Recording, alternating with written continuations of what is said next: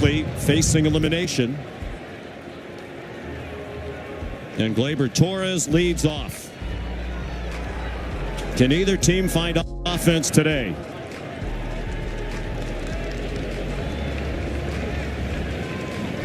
The Tigers have hit 185 as a team in this series. Torres is 1 for 8 after 16 homers in the regular season. Another bright sunny day with the breeze blowing in again. It's not as hard as it was yesterday, and Cicconi's first pitch is down and away.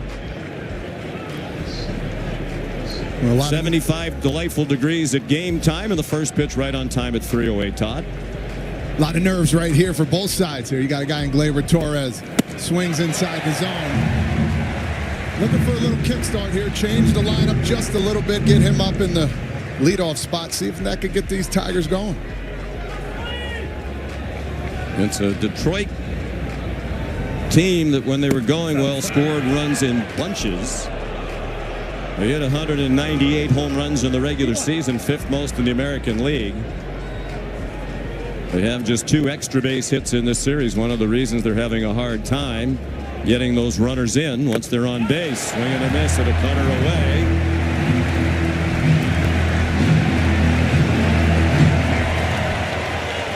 A.J. Hinch, the Tiger manager. As Todd said at the outset, he thinks the key for the offense is to stop swinging at bad pitches. Had a lot of swing and miss during that fade at the end of the regular season. They finished at 87 and 75, tied with Houston for the last wild card, and got into the playoffs by virtue of their edge over the Astros head-to-head.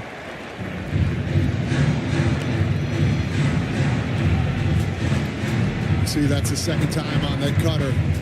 Little off balance. When a guy's throwing a cutter on the outside corner, looks like a fastball and falls off just a little bit, gets you off kilter. Ciccone 7-7 in the regular season in 23 starts. That's line to left, and Stephen Kwan makes the running catch.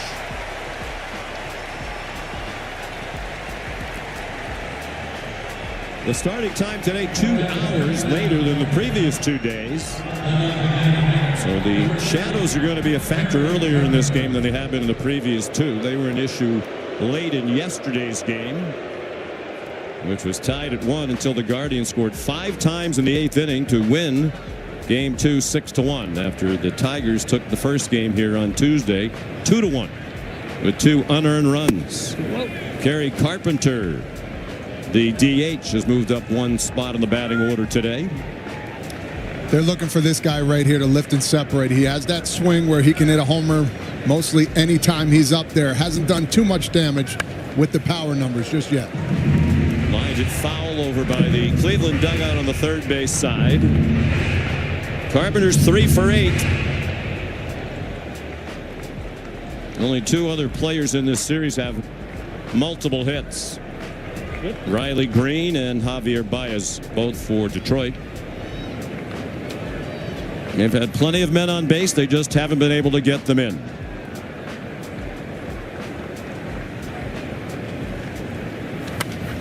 Got a play to the left again. Crowd still coming in for this day game. Looks like we might have the biggest crowd of the 3. Still a few empty seats. A lot of people have to work or go to school. The 1-2 pitch. He tried to check his swing. They're wondering if it's a foul ball. And the home plate umpire David Rackley is saying it is a foul ball. Interesting enough, he actually took the ball out of Naylor's glove there to see. It looked like he did just get a piece of it. And it hit the ground. That changeup is in the dirt. You know, we've seen that twice now. Usually the home plate umpire checks with the corner umpire to see if it went in the dirt or not. Took action into his own hand, David Rackley. He has the plate today. Those shadows will be around the home plate area soon. Backdoor curveball missed. 3-2. Ciccone has postseason experience as a rookie with Arizona in 2023. He got into 2 playoff games. He's gone to a full count with each of the first 2 hitters this afternoon. And Carpenter takes ball 4. So a 1-out walk. The Guardians managed by Stephen Vogt. Number 46, the right-hander. In his second season,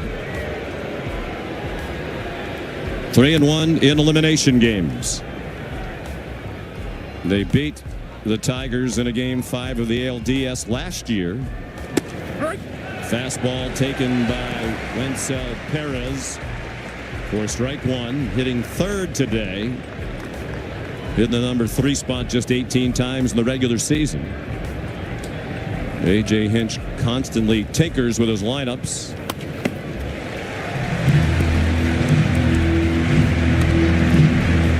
Hinch said he wanted Perez, a switch hitter, in there between Carpenter, a left-handed batter, and Torkelson, a right-handed hitter.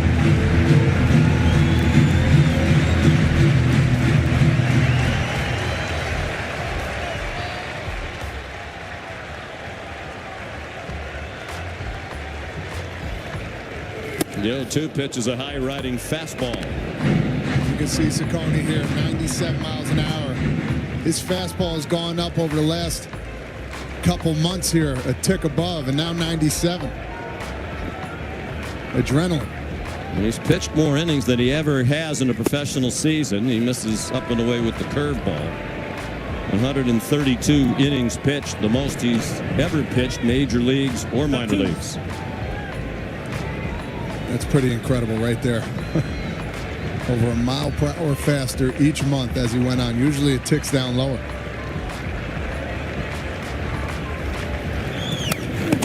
Foul ball and a high fastball. We asked Stephen Vogt about that. He said he doesn't really know the answer. Perhaps he's just done more in terms of strength and conditioning. We've seen the great work you saw Carl Willis, the pitching coach, he has done with this young staff. Fouled in and out of the mitt of the catcher, Bo Naylor. Looked up in the air in exasperation that he couldn't squeeze it. So a laborious first inning for Ciccone. This will be pitch number 21 and still just 1 out. Got to give credit to these Tiger hitters. Finding a way to square the ball off, seeing more pitches. This is only a plus for them. That's a strike to the outside corner. A slider for the first strikeout of the afternoon for Ciccone. A little backup slider right there froze him. After seeing 97, you got to sit fastball and react. As this one just drops right into the box. Stayed up too. It's a good pitch to hit. And Stephen Vogt thought he would be composed. Ciccone. Poised young man. Threw a fastball for strike 1 to Torkelson with Carpenter at first and 2 down here in the top of the first.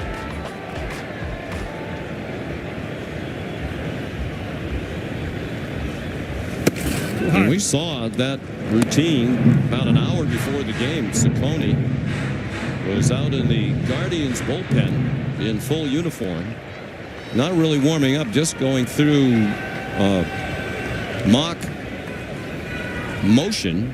It's outside. As if he was trying to visualize how he wanted to start his delivery. It was unusual to see a starting pitcher out there that far before game time. I've seen pitchers get grounded a little bit, you know, going out there without shoes on, feeling the earth a little bit, but I've never seen guys an hour before visualizing that much. Truly remarkable. There's his best pitch right there, fastball. Outside corner for strike 2 on Torkelson. There he was. This was an hour before the first pitch. Fake catching the ball too, so everything is with a purpose. Stephen Vogt told us this routine. Everything he does.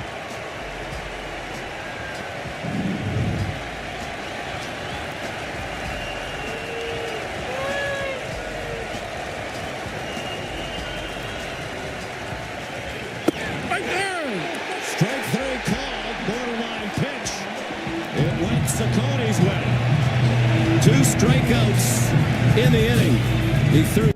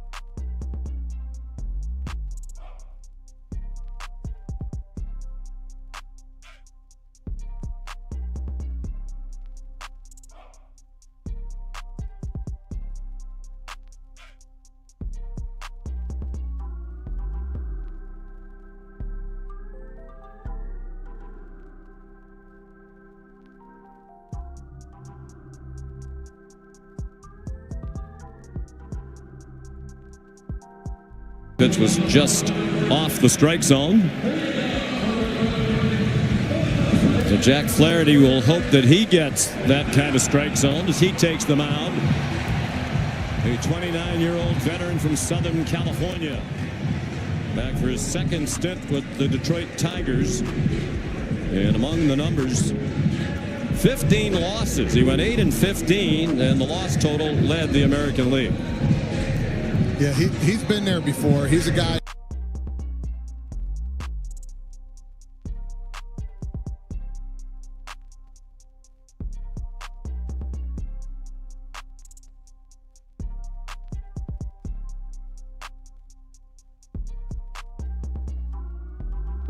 But he's going to break down everything he throws on that outer half and try and break that slider down in.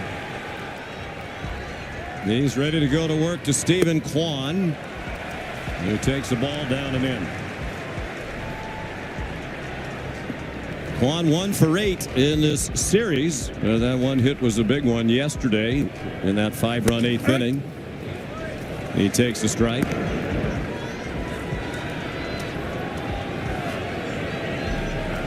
Right after Brian Rocchio homered to give Cleveland the 2-1 lead, Kwan doubled, and then Daniel Schneemann followed with a double.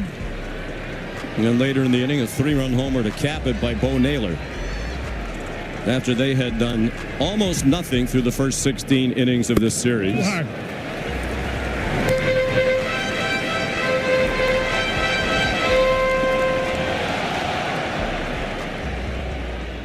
Two balls and 2 strikes. In the air and left center. And it's caught by Riley Green. Well, here's a look at the Cleveland lineup. They hit .226 in the regular season. Lowest in franchise history. Their .296 regular season on base percentage, the lowest ever to make a baseball postseason, and that's continued into this series with a .169 batting average. But as Stephen Vogt says, they willed their way to victory. They have the ultimate amount of belief. George Valera got him started in the right direction yesterday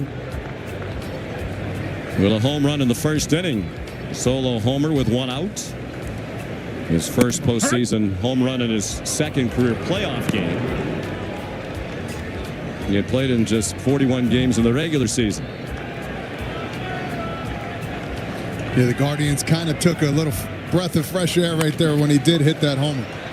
And chops it down to Zach McKinstry at third. He throws him out.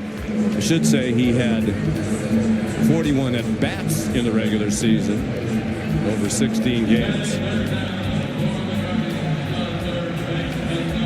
So here's Jose Ramirez.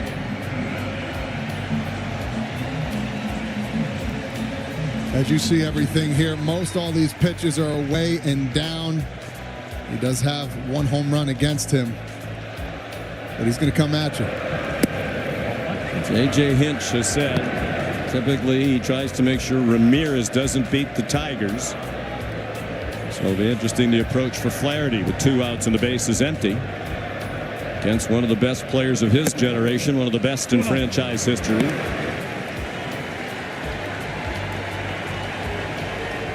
30 homers, 85 runs batted in, 44 stolen bases over the regular year for Ramirez, now 33 years old. He takes the ball down and away, and clearly they're working carefully to him. Yeah, and it's one of those things right here. I would give him the swing sign, the green light. I would let him attack here if it's a pitch he can drive. Good pitch, fastball on the outside corner.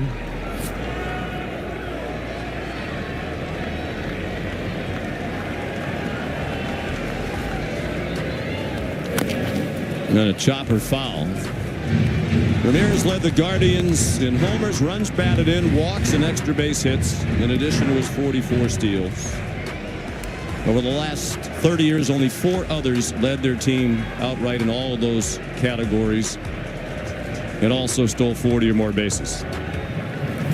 And Flaherty comes back from 3-0, and it looked like he might be pitching around him to strike him out.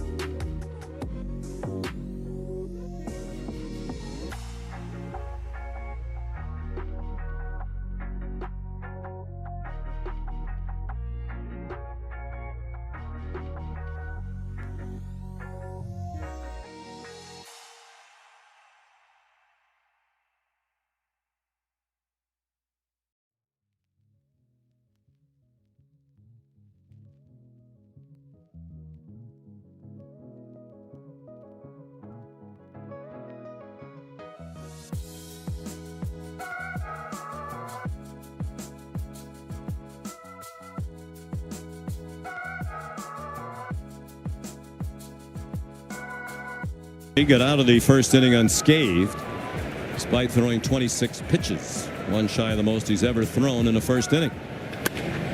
Ringing line drive off the bat of Riley Green. And it's caught by Chase Delauder in his second major league game. Here's Taylor. Ciccone traded this offseason from the Diamondbacks for Josh Naylor, and Ciccone said the Guardians have changed basically everything about him. They identified his curveball as his best pitch and wanted him to throw it more. He's doubled his usage of that curveball, and Sean, he'll throw it against righties and lefties, although it's mainly against lefties. Traded for Josh Naylor, and now pitching to Josh's brother, the catcher Bo Naylor.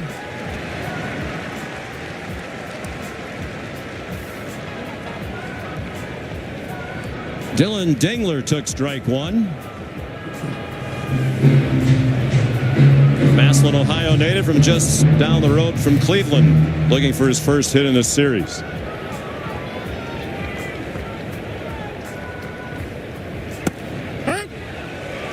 Takes a strike on the inside corner, a fastball. Nice little quick pitch right there. You don't see that too often. Got set. Not too high of a leg kick. Came through. Caught him off guard there.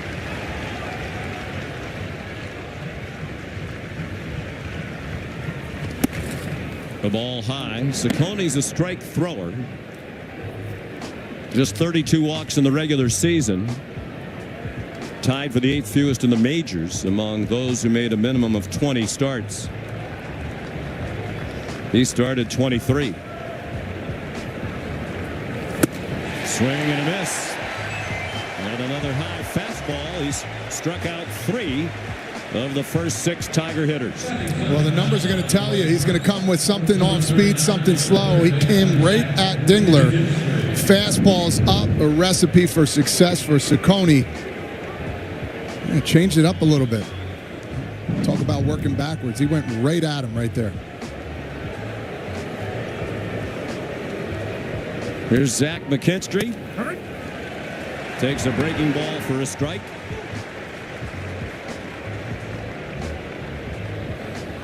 Go for 5 in the series.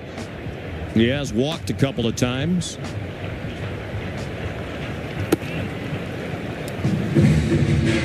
The change up wide, 1-1. McKinstry's been involved in a lot of plays here too, with the safety squeeze, getting thrown out at third. Ground ball fair past the first base bag. C.J. Kafis makes the play. And a 1-2-3 inning with just 8 pitches.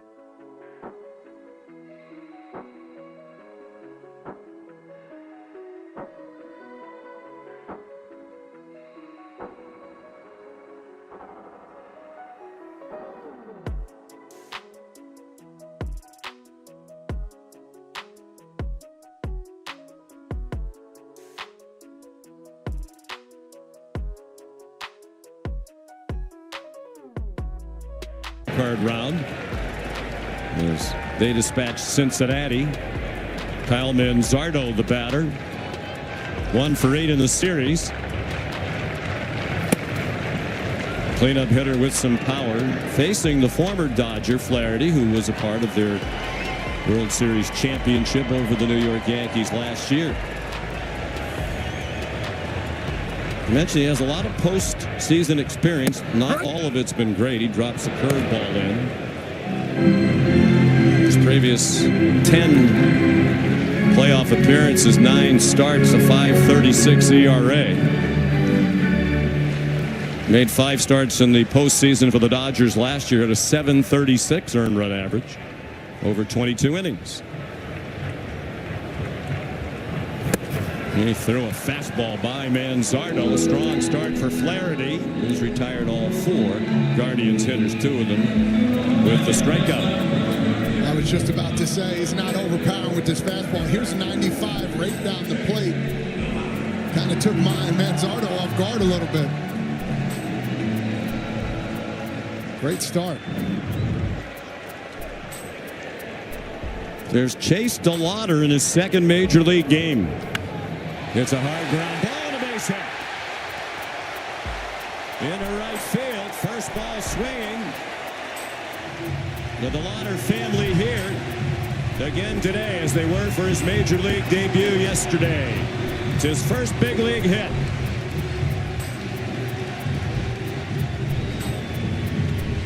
He's not wasting any time. Yesterday he came out swinging too, hanging breaking ball, got a piece right through the 3-hole right there. Mom Melissa, Dad Jason, watching their 23-year-old son. Borderline strike called. Chase yesterday, just the 6th player in Major League Baseball history to break into the big leagues in a postseason game. Got off to a rough start. The second batter of the game hit a fly ball to him, and he dropped it, dealing with a bright sunshine in center. He came in after that half inning and made a joke about it with Stephen Vogt. Grateful that Tanner Bybee struck out the next 3 hitters, and Detroit did not score. Gabriel Arias, the hitter, swing and a miss. And he goes down on the curveball. And Chase DeLauder actually told Stephen Vogt, dropping the ball might have helped him relax and settle in. He went up for his first at bat, had a great at bat, fouled off a pitch with 2 strikes, worked it to 3-2, and wound up drawing a walk. And he told the legendary Cleveland broadcaster Tom Hamilton this morning, I went up there thinking, well, how can it be worse? After I dropped the fly ball at my first chance. Exactly. He went up to the manager, Stephen Vogt. So, man, that's a nasty splitter. And he said, welcome to the big leagues, kid. So, all first things for him, excitement all through the time. There's the legendary Tom Hamilton, radio voice of the Guardians and the Indians before that. And the winner of the Ford Frick Award. His outstanding broadcasting. He's in Cooperstown where he belongs. And they have had some memorable calls here in Northeast Ohio and around wherever Indians and Guardians fans listen. From Tom Hamilton this year and for many years. One of those voices that you never forget. When I played here, I remember hearing some of the great calls against us. When I played, I didn't like it too much, but understood. One of the best to do it. DeLauder leads from first. Bo Naylor takes ball 3, apparently just low. He's the younger brother of Josh Naylor, got traded for Ciccone, then Arizona moved him along to Seattle. Bo hoping he'll take on Josh in the ALDS. They will if the Guardians win today. And he put the finishing touches on that shocking 5-run 8th inning with a 3-run homer that gave them the 6-1. Slider found the barrel of the bat, put in a perfect spot in right field.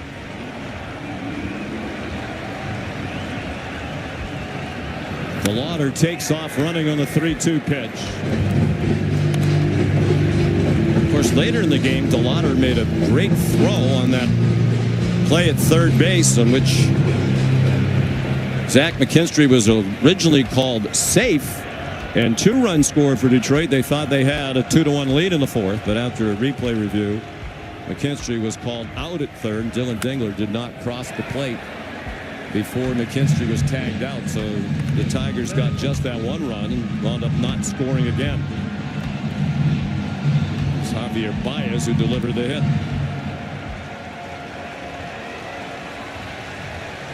Stephen Vogt said we knew he had a good arm, but I haven't seen him play in about a year and a half, so it was good to see it. Naylor reached for a pitch, hit a high pop-up in the foul ground. Gleyber Torres, the second baseman, put it away.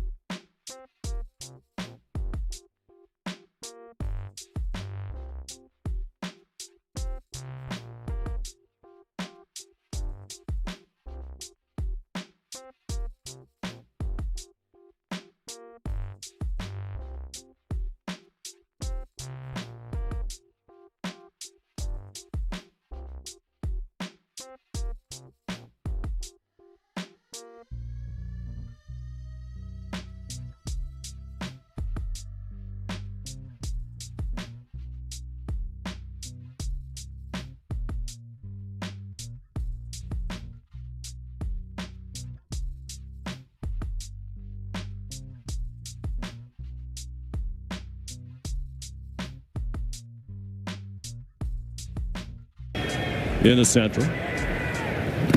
Breaking ball from Ciccone, misses to Javier Baez, who's been a hitting star of the series, 4 for 7. Yeah, Ciccone was the guy that said, hey, wait until the end of the year, see where we're at. We're going to be right where we need to be, and lo and behold, they were. They're a game under 500 still in early September. They were without Emmanuel Clase, their outstanding closer, who was suspended. When they went to a 6-man starting rotation, they just put together one great start after another with the rotation a lot of folks around the country probably didn't know much about. You know, those 19 straight games when their starters gave up 2 earned runs or fewer. They wound up going 20-7 in September, the best record in the major leagues, to win the Central by 1 over Detroit. Breaking ball way outside. And Detroit's fade certainly helped. They had the worst record in the American League, 7-17 in September. Grounded foul past Joey Cora, the third base coach. He'll be watching his brother Alex And the Red Sox tonight with great interest.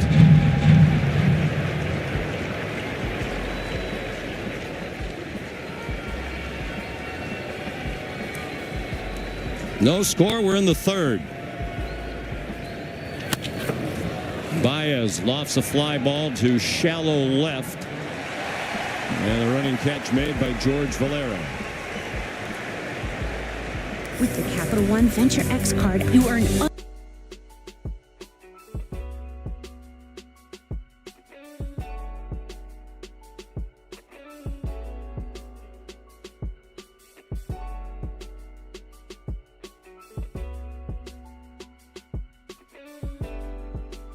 Parker Meadows, who had been their leadoff hitter, but he's been a part of that team-wide batting struggle for a while now. So with a 1-for-8 in this series, he's been dropped down to the number 9 spot. Gleyber Torres is their new leadoff man.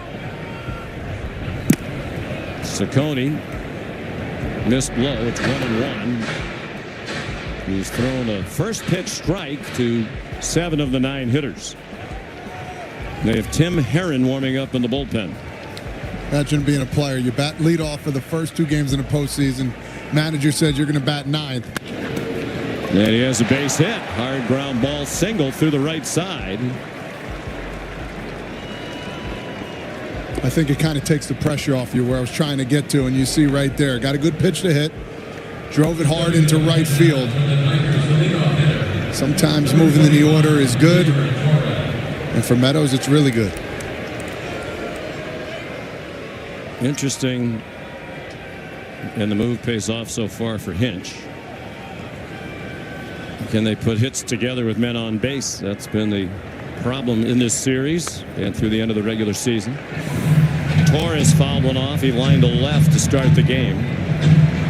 You're surprised to see somebody warming up in the bullpen already, as Ciccone's hit allowed to Meadows is the first he's given up. No, not at all. This is a clinching game. Both teams, this is the way they work here. I'm not saying he's going to come in, but matchups, matchups, matchups. Too high. Breaking ball high. Both bullpens were used for multiple innings yesterday. But as Stephen Vogt said, you don't win, you go home. It's all hands on deck. And he does think they'll have Cade Smith, their closer, even though he has pitched in both games and threw 31 pitches yesterday. Yeah, I think both coaches are playing this chess match together, and they're trying to figure each other out. If they bring this guy in, are they going to pinch hit for Carpenter, all this kind of stuff? And we see all the pitches here. All hands on deck, doesn't matter. Ground ball right side and a base hit. Rocchio, the second baseman, was shifted up the middle. Valera bobbled the ball for a moment. That doesn't impact the play. So Torres has a hit. And the Tigers have runners at first and third with 1 out. And that might be it right here for Ciccone with the left-handed batting Carpenter coming up. The lefty Herron will be brought in from the bullpen. Just a couple of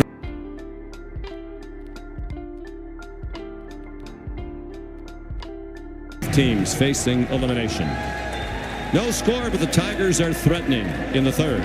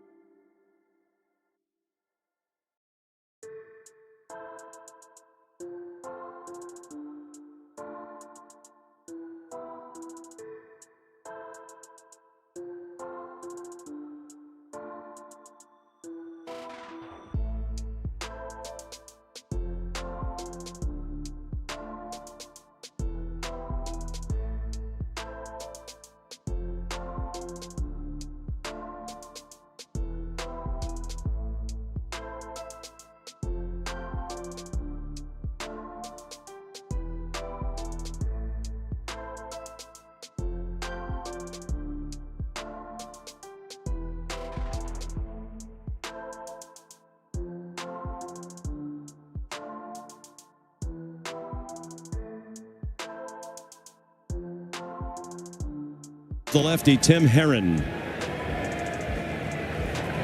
Carpenter stays up there to hit this early in the game. A.J. Hinch isn't going to make a change. Sometimes he does later on.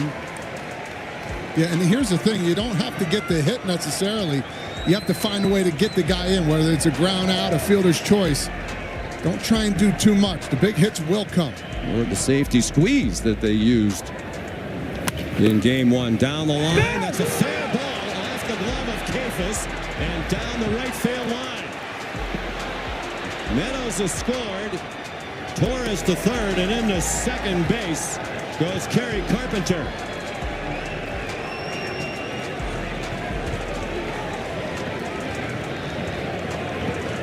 Who scored that a double and a run batted in for Carpenter. And a 1-0 Tiger lead and 2 more in scoring position. It's just a two-seamer inside. Kafis went in the right decision with the backhand there. Gets the second hop. That's what eats him up. Came up a little bit as this ball does stay fair right on the line. Maybe trying to overthink a little too much coming home or going back to second. Fastball outside to Wenzel Perez, so that'll be an earned run charge to Ciccone. We're a team that specializes in run prevention. They're not great at a couple of different positions around the diamond defensively. Talk about run prevention. It's often the pitchers doing that job. Kafis, Manzardo, Noel have played first base. Perez struck out against Ciccone in the first inning. He fights one off. And it's 1-2. And we talked earlier about the strikeouts. Putting the ball in play, putting the pressure on the other team. Don't know if that run would have scored if he came up with it. It's a decision they're going to have to live with. It was a difficult play, but one you would hope your first baseman would make.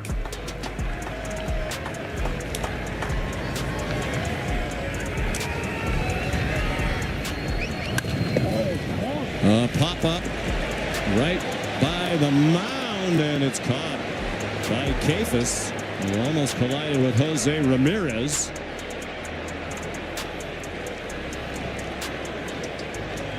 Well, you've had a few of these over your major league career.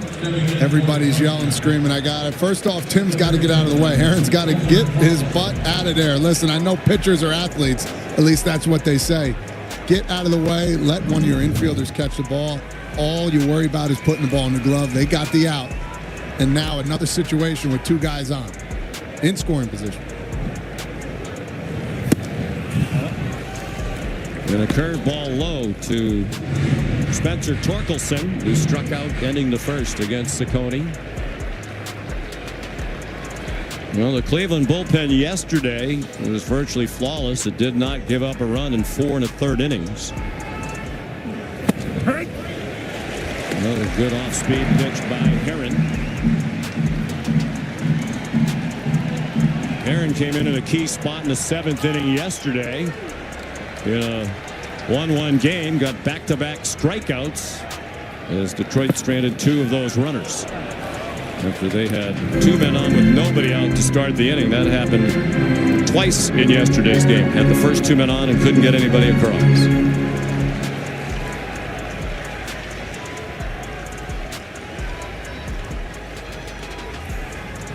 Thinking about both games, they find a way to get 2 more runs here. That is so huge with the not many runs scored.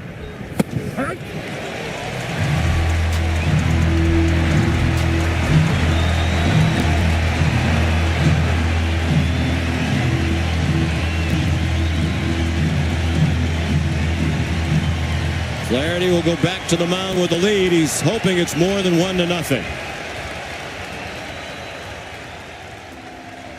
Herron in run prevention mode. That's out of play to the right. It was one of the things A.J. Hinch was asked about after the game yesterday when Vogt brought in Herron with 1 out and 2 men on in a tie game in the 7th. Riley Green, who's been their home run and RBI leader, has had a terrific season, was lifted for Jahmai Jones, a right-handed batter. Torkelson strikes out, just as Jones did yesterday against Herring.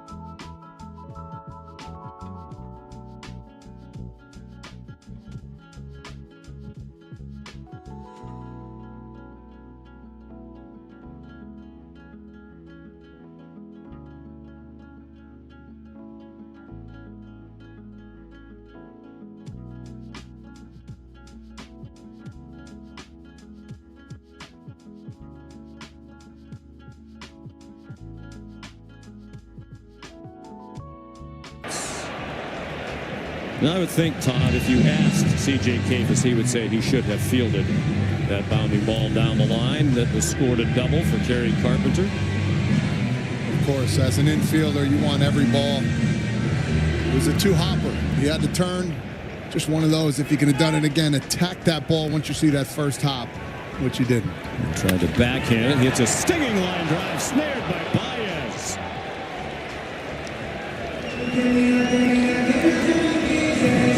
Well, it was Brian Rocchio who had the huge go-ahead homer in yesterday's game. After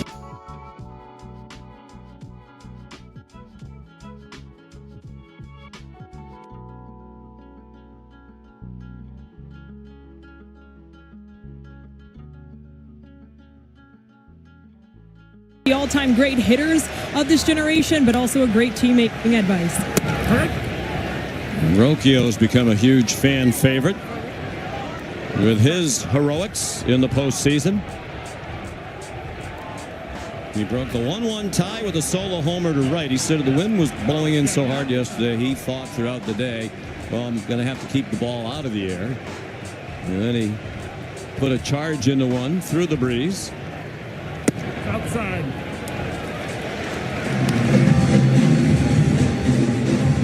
Looking at the flag, that wind blowing in yesterday, it seemed like the right center. It was staying up. You hit it to right, that thing was going.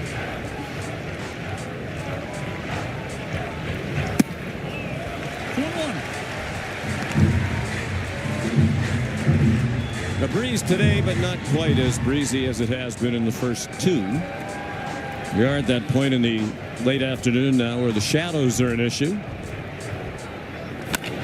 Well hit again by Rocchio down the right field line and into the seats again.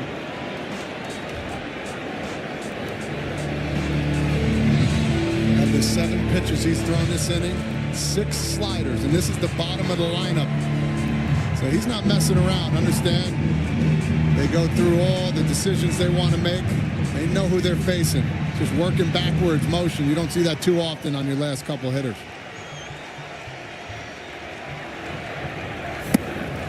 Swing and a miss at a curveball. He struck him out. And a strong first trip through the lineup for Jack Flaherty. They've had just 1 base runner on the DeLauder single last inning. Yeah, all these sliders and breaking pitches have been outside. The first one, that's a back foot buckler.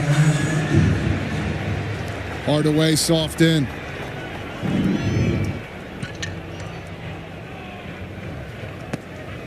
Stephen Kwan looks at a strike. He lined to left.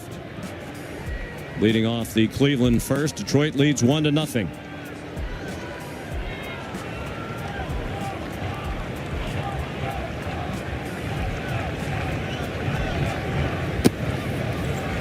Flaherty misses low. And he won a World Series ring with the Dodgers last year. And they presented it to him when the Tigers opened the season in LA back in late March. Broken bat, little bouncer down the third. McKinstry to first. And good footwork around the bag by Spencer Torkelson. It's a 1-2-3 inning.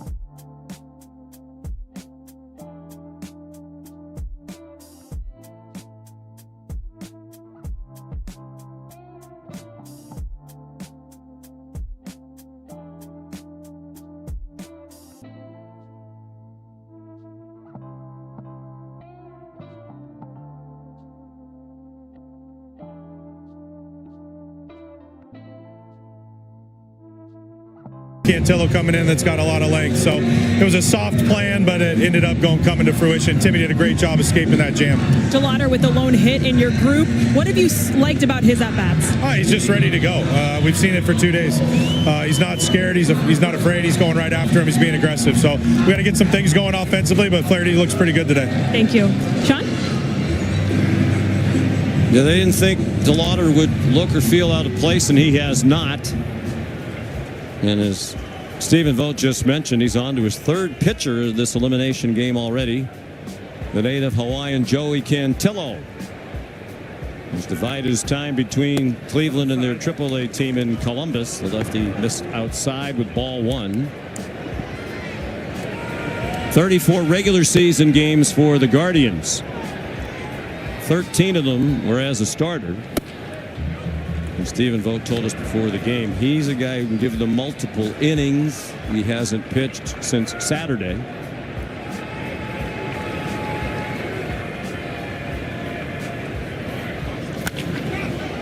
Pulled by Riley Green.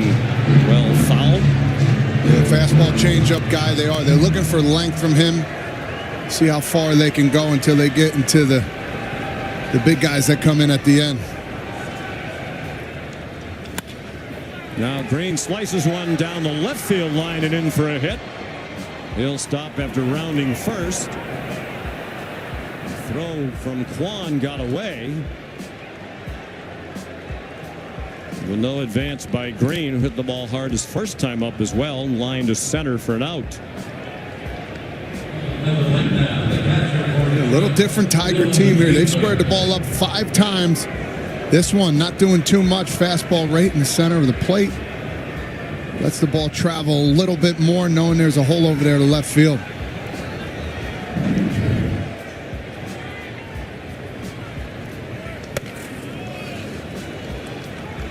The lead man on for Dylan Dingler, who struck out swinging against the starter Ciccone.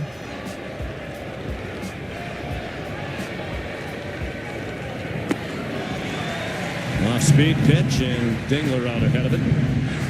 Ciccone went an inning and a third, gave up the 1 run it was earned, even though Kafis could have helped him at first. Did not come up with the bounding ball.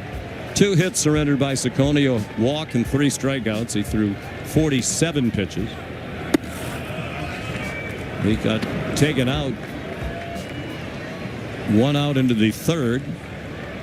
Herron came in, gave up the hit to Carpenter that brought home the run that was charged to Ciccone.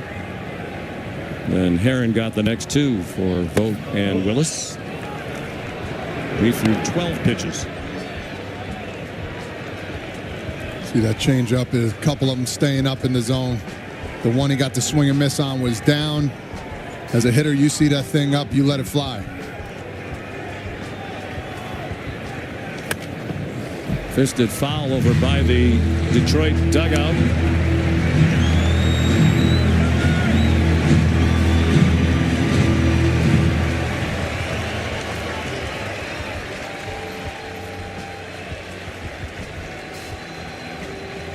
Tantillo's pitch. He struck him out.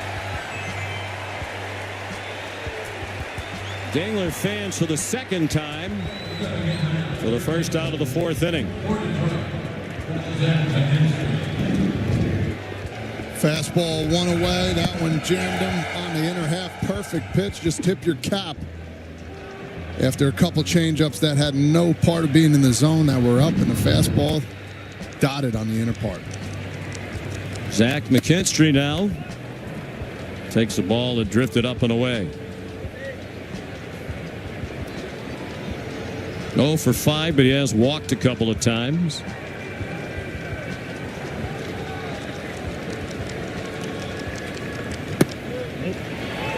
Cantillo wanted that pitch. He doesn't get it.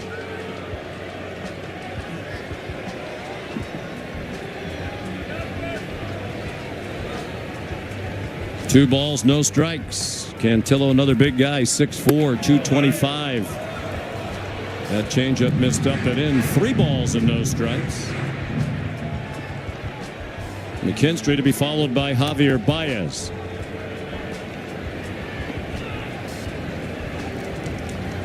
Green, not much of a threat to steal a base. He's stolen just 2 in the regular season. That's a 4-pitch walk. Apparently that was low.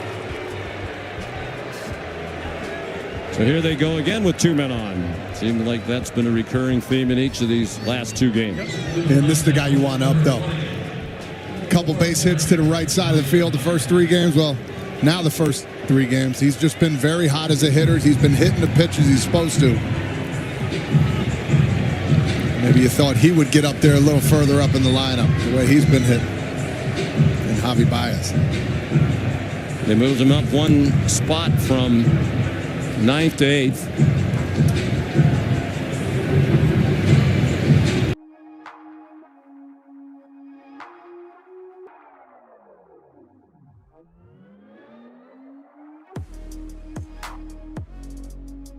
Many of his teammates. He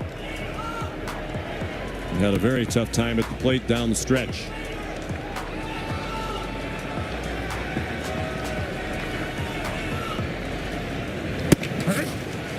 Soft one dropped in. 6-game hitting streak for Baez. Back to the end of the regular season.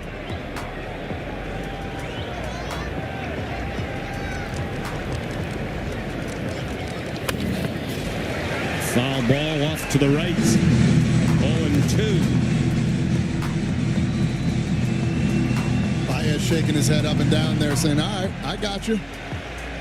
I was ready for that one. Green at second. McKinstry at first. He struck him out with a changeup.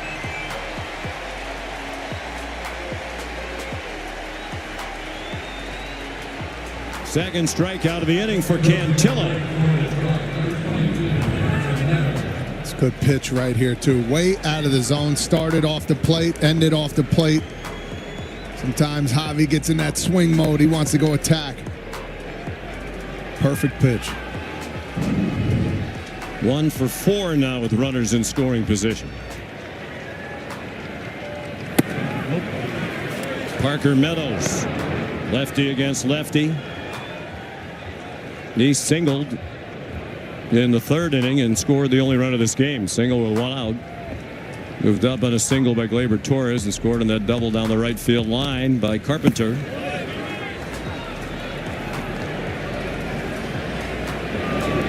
Two and 0.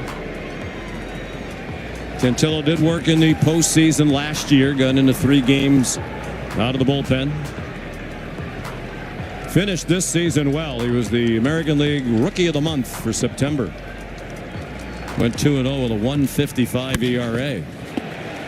He should be out of this inning. Stephen Kwan from the sunlight into the shadows.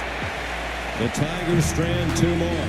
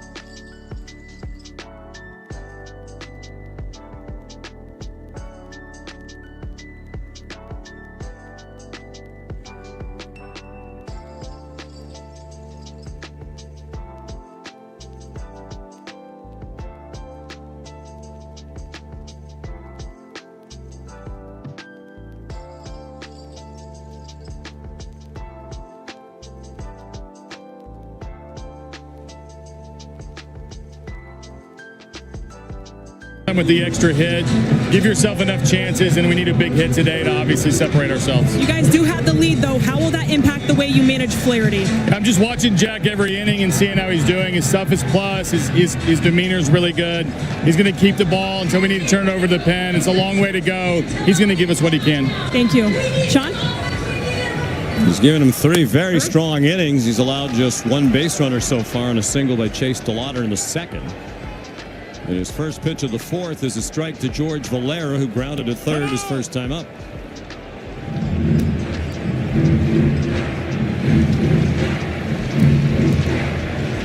He's got that slow pace, under control windup. It's beautiful to watch.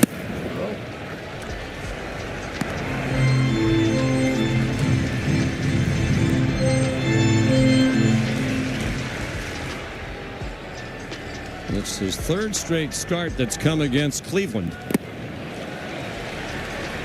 Missed low there with a slider. 2 balls and 1 strike. It's one of the reasons A.J. Hinch decided to go with Casey Mize yesterday. The Guardians' recent familiarity with Flaherty. That's a nice pitch. Slider at the knees.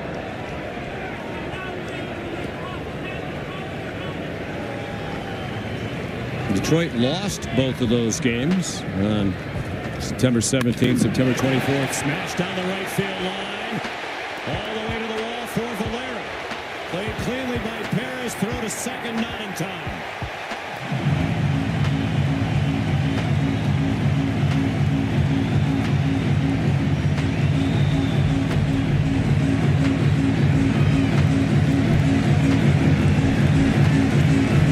We know with Flaherty, the second time through the lineup, it's tough for him, and there's a breaking pitch. He stayed through the ball. Valera used his eyes and let his hands work right there, bringing this excitement back to the Guardians and the faithful. 8 years in the minors before Valera was called up for the first time on September 1st.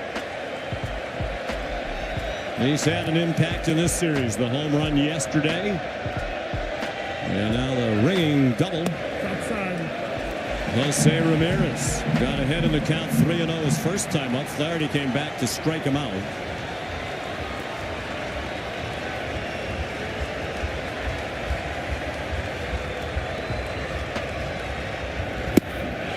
He lays off a pitch down and in.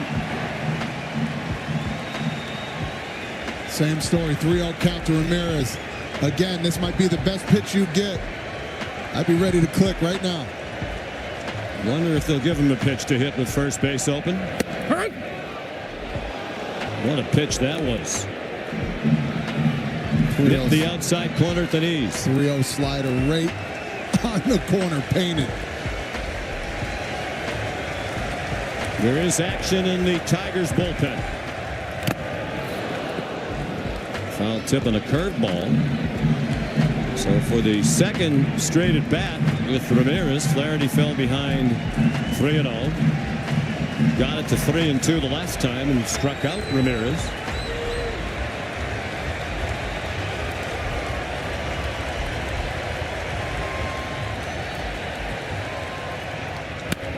Hit hard, base hit past Torres into right center. Valera will score to tie the game.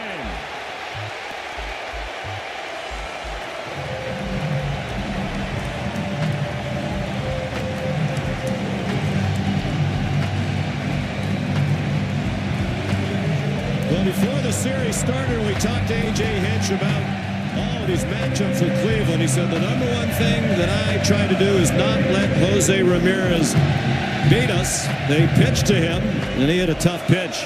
Yeah, it was a really good pitch. You tip your cap. He saw so many. Might have sat back and waited for that one. I mean, Jose Ramirez, he's been doing it for so long. Again, this guy, a future Hall of Famer, found a way to get the job done. If you're looking for someone to lead on as a Guardians, this is your guy, and he came through once again. In his first RBI of the series, Kyle Manzardo takes a fastball just outside. Evening the count at 1-1. He struck out swinging in the second.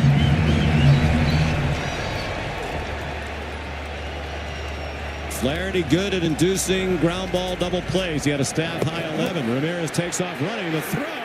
Got him. What a strike by Dingler. And Ramirez caught stealing.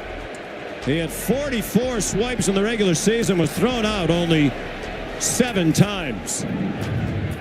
First off, what a reaction. on a breaking ball. Got it, threw it. Look at that fire, and look at the tag, too. He knew it right then and there. Baez, no-look tag. Saw the helmet coming up. Oh, what a change of momentum. That was the first attempt at a stolen base in this series by either side. They rave about the catching ability of Dingler, and it was on display right there. If you can't do it with your bat, find other ways to do it, and as a catcher, no other better way. And Zardo flipped it out of play. Understand why Cleveland struggling as they do to score runs. But Stan Ramirez, who had 44 in the regular season, a career high. You wait for those opportunities, too, as a catcher. You cannot wait for somebody to steal through an absolute strike to second base. Payoff pitch is low. So 3 men in the city have reached. Valera the double. Ramirez singled him in, and he was caught stealing. And now walks him in. Zardo is on his second trip through the batting order. Is Flaherty. As we look through the second time, the numbers go up and up, and it bodes true today.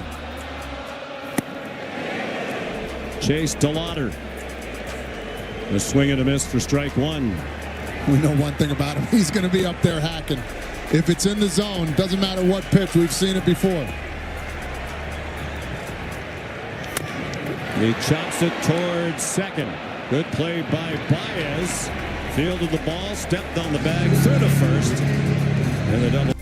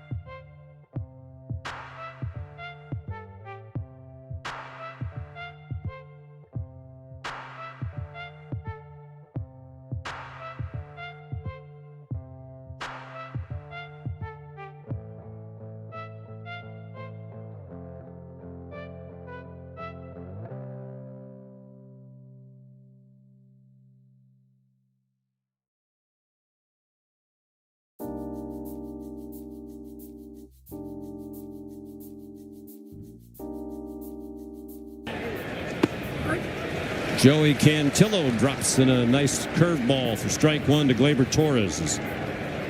The young lefty from Hawaii faces the top of the Tigers order in a 1-1 game. Torres is line to left, single to right. Takes a strike inside corner at the knees. That hit into third knocked the starter Ciccone out of the game, his first of this series. We're in game 3. Terry Carpenter on deck, then Wencel Perez.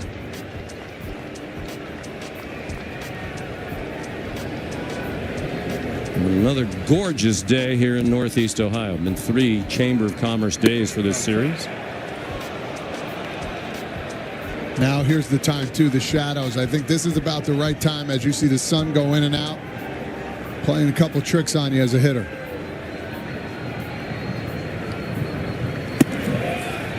Breaking ball just missed.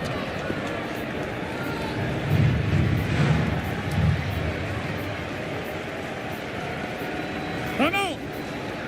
Time requested by Gleyber Torres, longtime New York Yankee. His former team hoping they'll advance tonight on ESPN against the Boston Red Sox. Swing and a miss.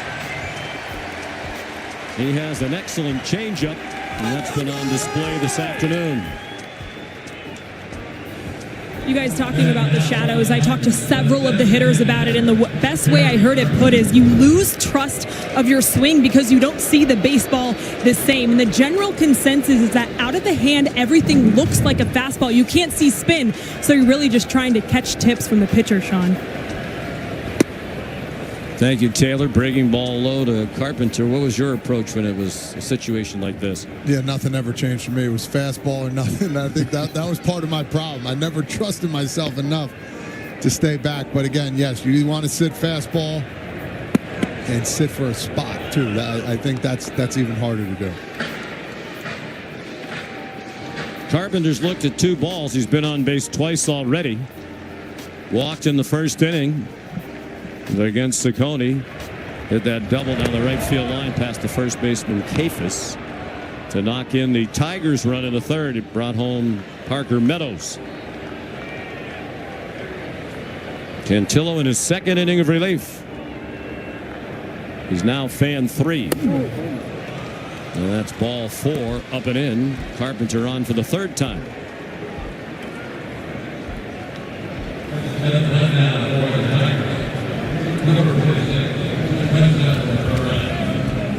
Paradise doesn't always have palm trees. Corona, La Playa awaits. And for the winner of this game, Seattle awaits. For the American League Division Series. We've seen a lot like the Phillies and Seattle Brewers. They're doing these little mock scrimmages, which I thought are pretty cool. Understanding, hey, you got 4, 5, 6 days off. Might as well have a little scrimmage, a little inter squad. You see some live pitching. I thought I heard on Sportsman like this morning, the Phillies had 31,000 for one of those inter squad games. There was a bunch. We've seen it before too. Like these teams that are playing right now, they get hot and all of a sudden they go to their opponent and they take care of business. Wencel Perez. Another good off-speed pitch by Cantillo, who's starting to struggle to find the strike zone. Joey's thrown 34 pitches, more balls than strikes. 20 of them have been balls. Chopped over the mound near second base. Rocchio sliding play. And a double play.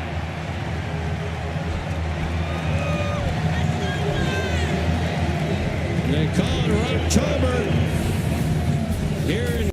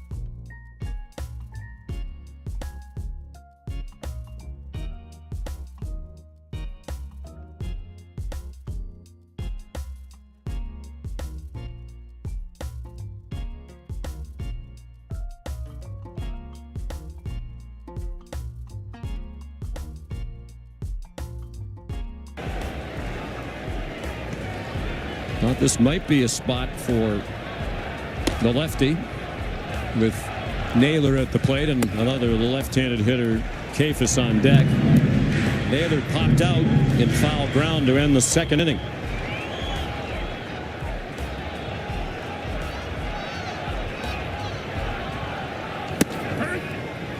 I think Hinch had a really, really good quote today talking about, how do you feel when you don't make a decision and when you do? He says, I have more nightmares when I don't make it, because when you do, it's supposed to be a good thing, and if it doesn't happen that way, you already planned it. These are the guys that are supposed to come up and go out and make the right decisions and get the outs or make the hits, but when you don't make that decision, that'll haunt you a little more.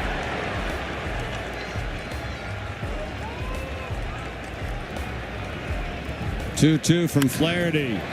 Slicing in the left field. Riley Green over in the corner to make the catch.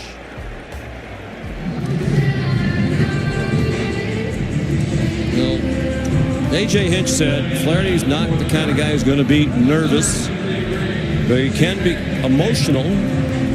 Sometimes he starts to question his own mechanics, how his body's moving, get a little bit too tied up in that. AJ said he's at his best when he just grips it and rips it. He thinks sometimes that's why he pitches his best games against the best opponents.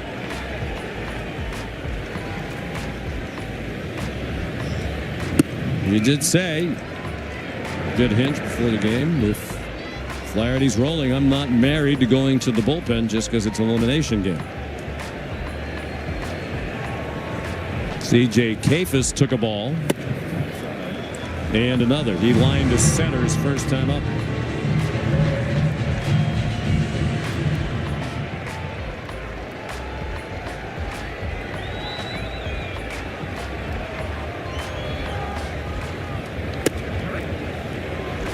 Borderline strike. Pretty good pitch. Number 71 thrown by Flaherty.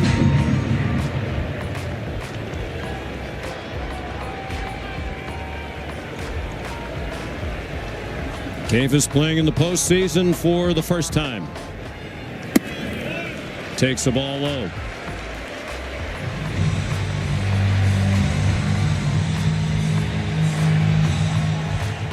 Two outs, the base is empty, and a 3-1 count. Should Kafis reach Rocchio, scheduled to hit next. You got to look ahead too at who's coming up. You got switch hitter and Rocchio, and then lefty switch hitter. So it might be an opportunity to bring the left-hander Holton in. It's outside. The 2-out walk. A.J. Hinch trotting to the mound. Rocchio is a switch hitter. Not a lot of difference in the regular season, left versus righty at 236 left-handed and 224 from the right. We're going to bring in the right-hander Kyle Finnegan.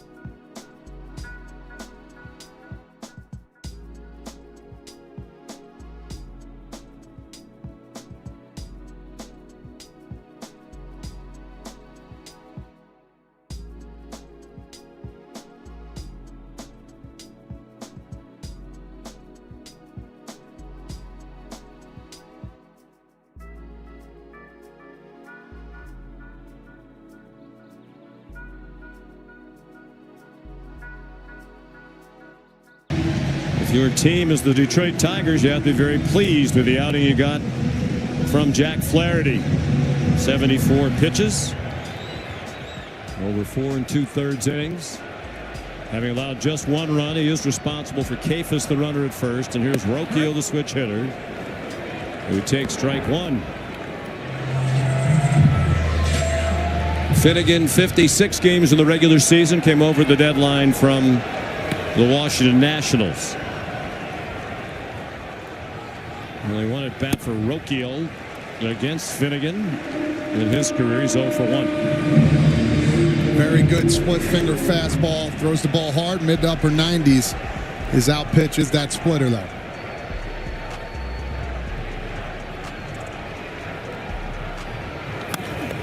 Foul ball straight back.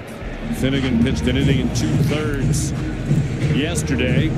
Did not face Rocchio. Retired 5 of the 6 men he faced yesterday through 18 pitches. He should be fresh.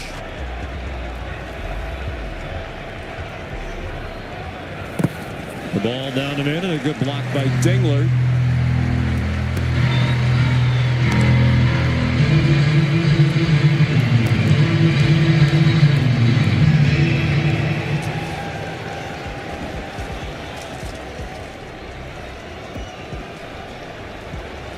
Two balls, 2 strikes, 2 outs. Kafis at first in a 1-1 game in the 5th.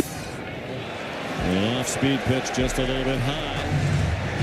So Kafis will get a head start on a 3-2 pitch with 2 outs. How many times have you seen Rocchio come up with this opportunity? He's been clutch.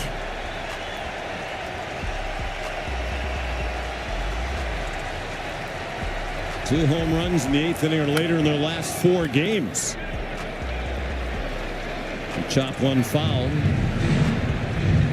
Sunday at the walk-off 3-run homer in extra innings as the Guardians clinch the AL Central.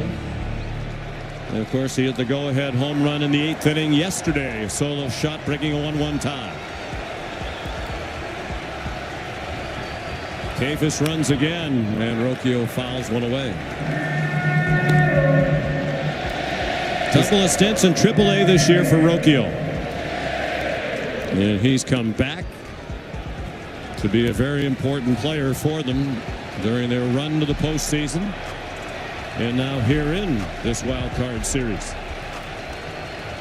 Torkelson plays behind Kafis, and the pitch is hit down to Spencer. That ends the inning.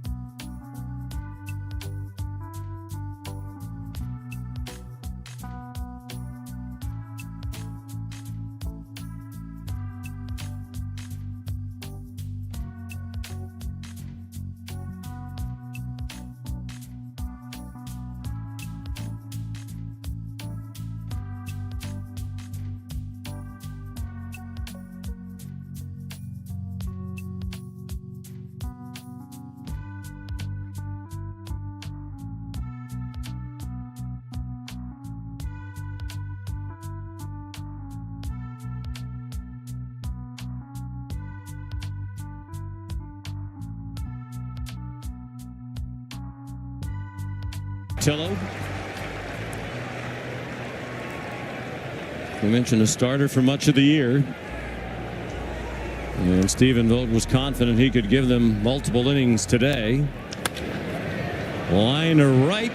Valera makes a running backhand catch on the ball hit by Torkelson, who's now 0 for 3.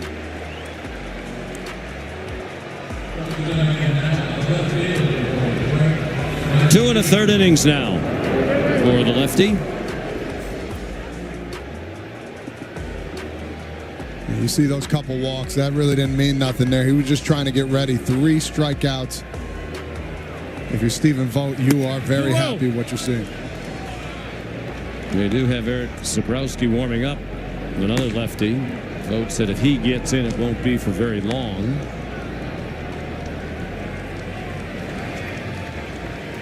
He's pitched in each of the first 2 games of this series. Riley Green, the hitter. He's hit it hard a couple of times as line to center and single to left. That single was against Cantillo, the first man to bat against Joey when he came into the game to start the 4th.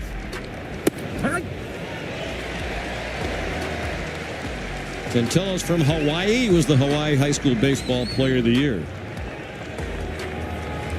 back in 2016-17.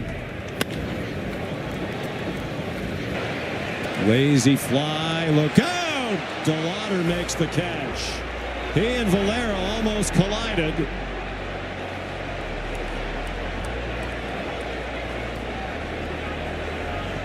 And they hug it out.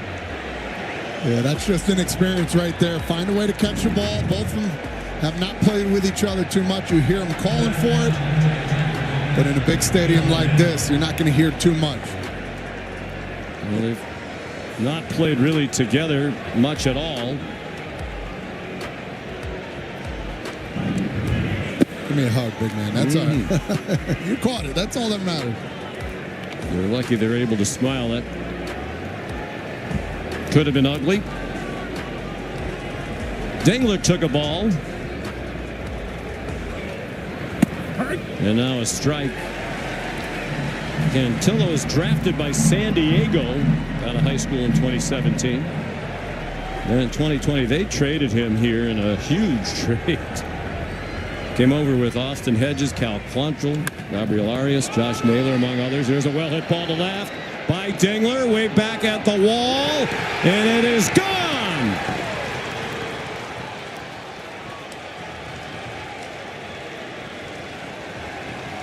Dylan Dingler, who grew up just down the road in Massillon, Ohio, as an Indians and Guardian fan, he has given the team from Michigan a 2-1 lead. And boy, did he need that too. He's been struggling at the plate. Made some huge outs, throwing guys out at second base. What a great swing on a hanging changeup. His first hit of the series had been 0 for 9 with 5 strikeouts.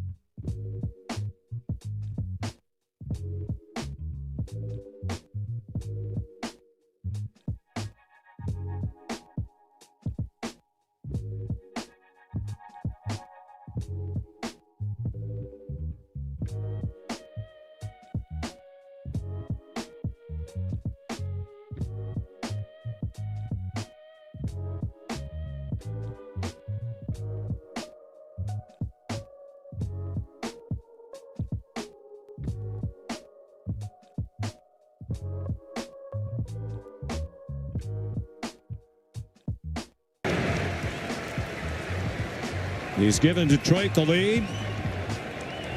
He's knocked Cantillo out of the game. Zach McKinstry facing Eric Sabrowski. Foul ball back to the screen.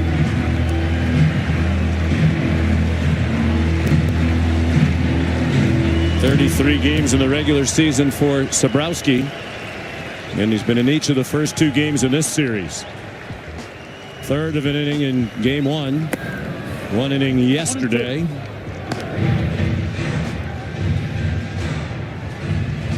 He's been really, really reliable here. Came in now all 3 games. Done his job. McKinstry runs pretty well. Hit a chopper over the mound. He's thrown out by Arias. That ends the inning.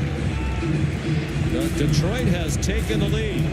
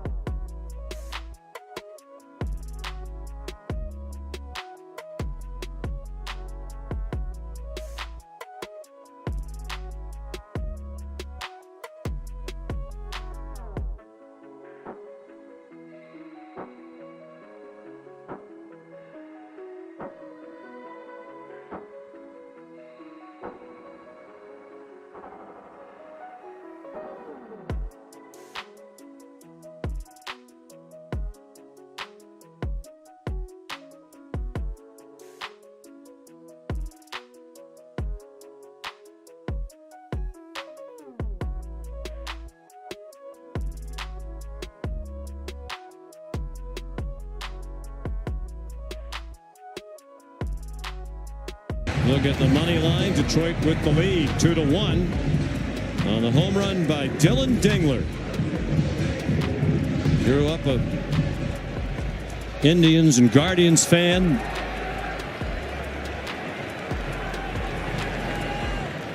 He's had a great day. Not just the home run. Finnegan still out there. He misses outside with a ball to Stephen Kwan, top of the order. It was Dingler who threw out Jose Ramirez, trying to steal in the 4th inning. And Cleveland had just tied the game. They were trying to get the go-ahead run in a scoring position. Dingler threw him out with a beautiful, perfect throw. 1-1 on Kwan, who's 0 for 2. Valaire and Ramirez scheduled to follow. Dylan Dingler, with the day he's had, the first catcher for the Tigers to throw out a runner and hit a home run in the same postseason game since Lance Parrish did it in 1984 in Game 5 of the World Series against San Diego. Lance homered off Goose Gossage, threw out Luis Salazar. That's good company. That's very good company. A.J. Hinch raves about him. We mentioned it yesterday. He calls all the pitches. They have the pitch comm, but the pitchers aren't calling their own pitches. They admire the great job Dingler does, puts the work in to be well prepared. 2-2, Finnegan and Kwan. Popped up shallow left. left, and it's run down by Baez. Tigers have stopped Kwan. He's gotten one hit in these 3 games. You get the spark plug out, good things do happen. This pitching staff has been incredible getting the spark plug out in Stephen Kwan.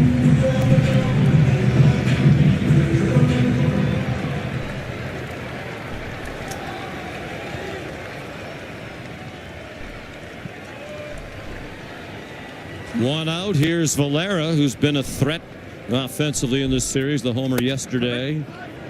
He had the double to right and scored the Guardians' run in the 4th.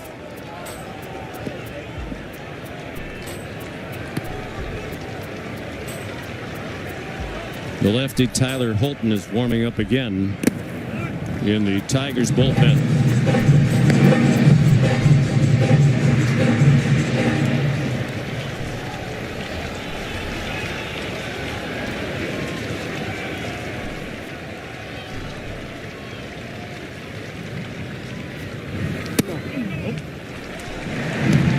Splitter just missed.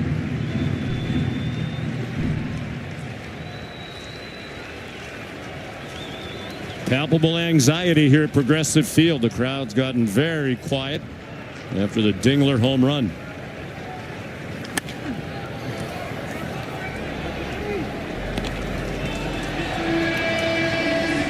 Two and two now on Valera.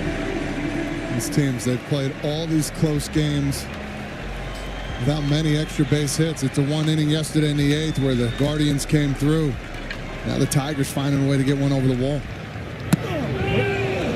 Just low. Valera got the benefit of that call.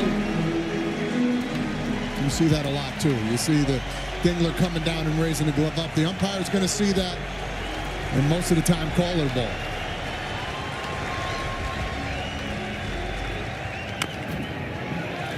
Chopper foul over into the Tigers dugout.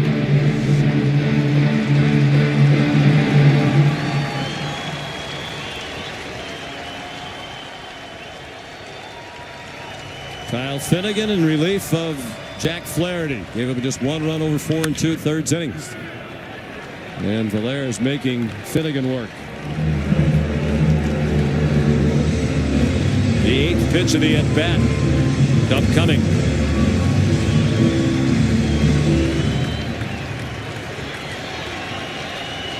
And again, very little traffic on the bases for Cleveland. Pulled on the ground to second. Later Torres to Spencer Torkelson for the second out.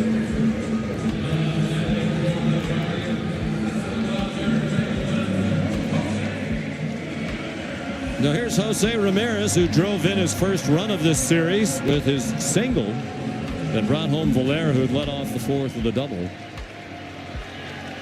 And then Jose was caught stealing. The first time since late July 24th against Baltimore. They caught stealing, thrown out by Dingler today, ended a streak of 13 straight. Stolen successfully. They've been pitching him away, off-speed fastballs. The only time they really got him out was in a breaking pitch low in the zone on a full count. Too low. Too low, you heard David Rackley say, the home plate umpire.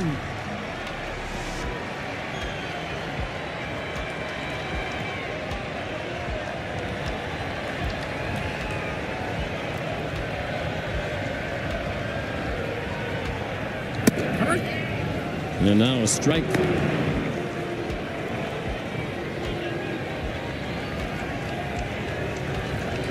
You got to think they got to come with one fastball, 3 splitters in a row. Is it just a show me pitch just to get him back on that splitter?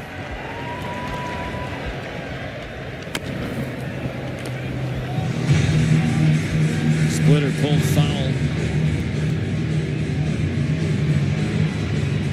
Ramirez finished the regular season with 285 career homers and 287 stolen bases. The only player in franchise history to have both of those numbers, 285 homers plus and steals. And he's gone to a full count again.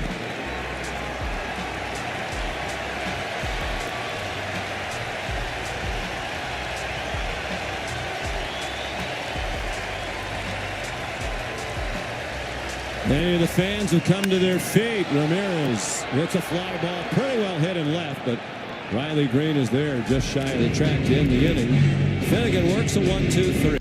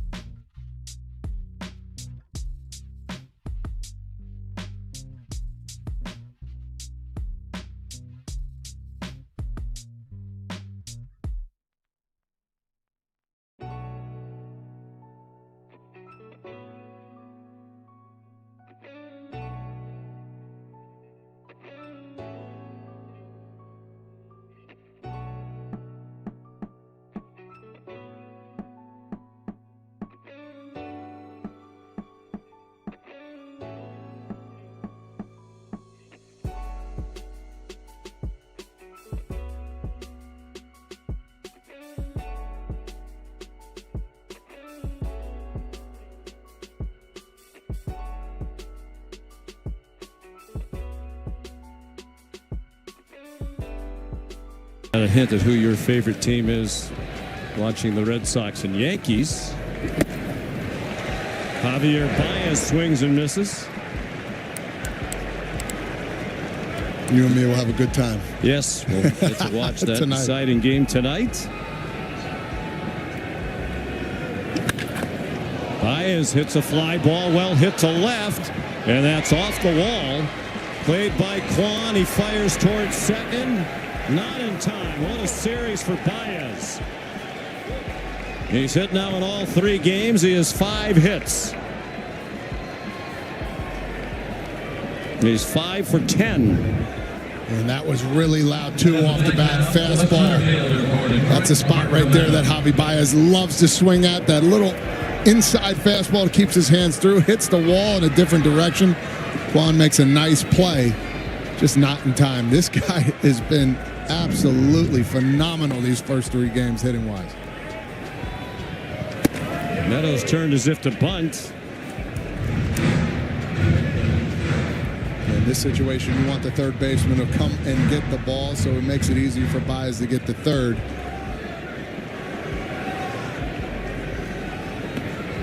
You mentioned they sacrificed only 5 times in the regular season. They did it twice in a win in game 1. Sobrowski on. Throws to first, and Meadows hustled and beat it. Parker Meadows runs well. And he got there ahead of the throw from Sobrowski, so it's runners at the corners. And nobody out for Detroit, leading 2-1 in the 7th. Looked like Sobrowski took his time here, kind of nonchalant. And yeah, his foot did get there before the throw. You don't want to hurry, but at the same time, understanding this guy can run, you've got to get the ball out of your glove and throw it. Small ball at its finest.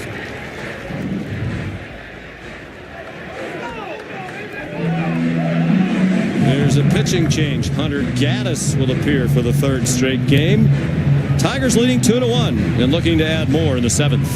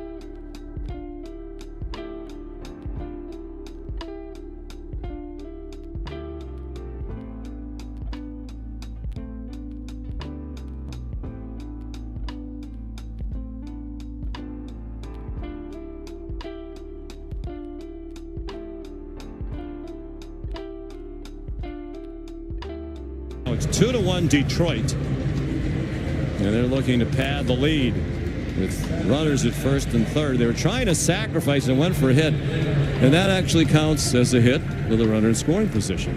Yeah. They were trying to get a hit. And the little things. So they're 2 for 6 today. 2 hits with a runner in scoring position is the most they've had in any game. They had 1 each in games 1 and 2. Here's Hunter Gaddis for the 3rd day in a row at the infield in. Facing Gleyber Torres, who had a rare swing and a miss. Second lowest chase rate in Major League Baseball in the regular season, 17%. Only Juan Soto better. And that's his pitch there, the slider. Fastball in, slider away. He's already the 5th pitcher for Cleveland. High slider there, probably not where he meant to throw it.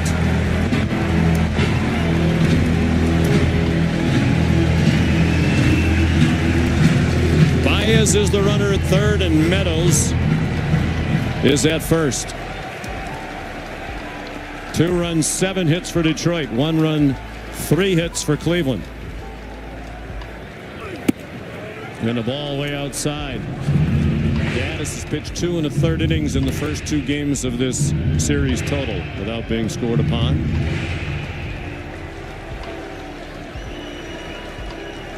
He's a workhorse. 73 appearances for Vogt Willis in the regular season, 6th most in the league.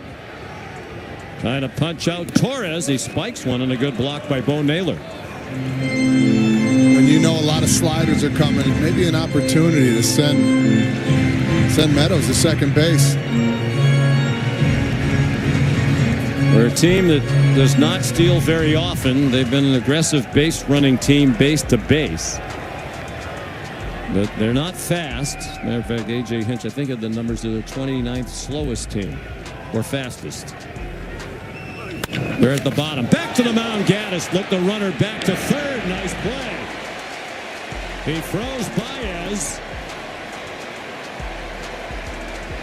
So now it's 2nd and 3rd and 1 out on a hard comebacker off the bat of Gleyber Torres.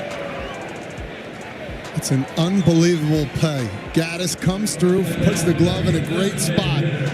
Hard hit ball. Holds the runner at third. What a great savvy play. Javi Baez seeing that. You got to see the ball get past the pitcher. It doesn't. Next thing you know, he had a chance there, but he was off balance. I think that was the right move.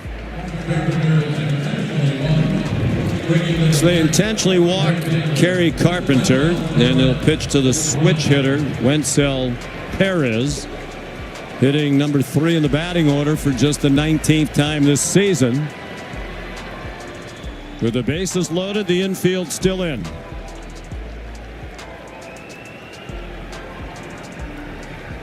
Perez is 0 for 3 today. 0 for 9 in the series.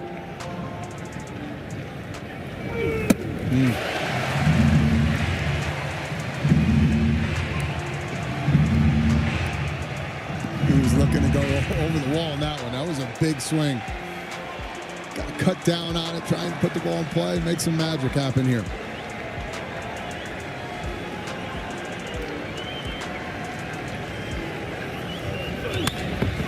Hit to right. That's going to drop for a hit. Baez has scored. Meadows comes to the plate. It's a 2-run single for Wencel Perez and a 4-1 Tiger lead.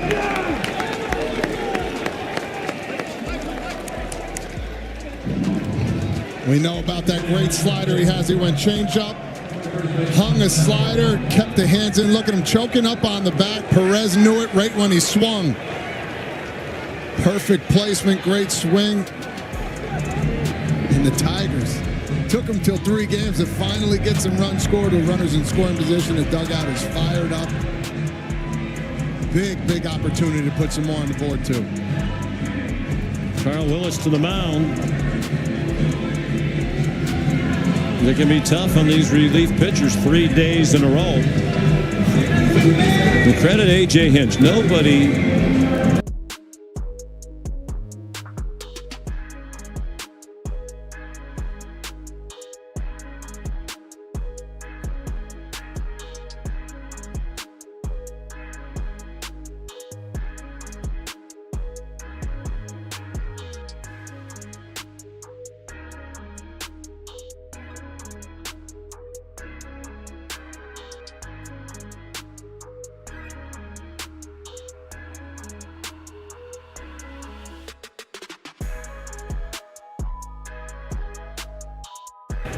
they'd like to add to it. Runner still at first and third. Torkelson sends one in the air behind the plate out of play. So Sabrowski charged with both of those runs. He retired just one batter. Gave up 2 runs earned on 2 hits. No walks or strikeouts. He struck out 8. Through 8 pitches. Torkelson's had a quiet series. Maybe this is when he'll step forward. He's 1 for 9. He hits it hard down the left field line. Another hit. Carpenter scores. The throw into third over the head of Ramirez. It's a base hit for Torkelson.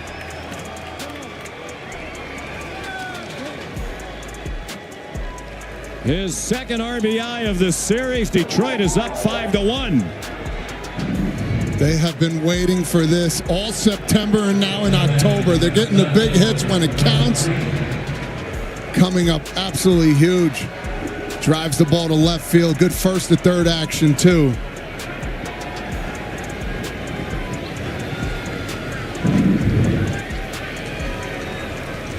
Still just 1 out. 7th batter of the inning, Riley Green. That's line to right, another hit. Perez scores. Torkelson to second. It is 6-1, and they are starting to feel it in that Tiger dugout. Second hit of the day for Riley Green.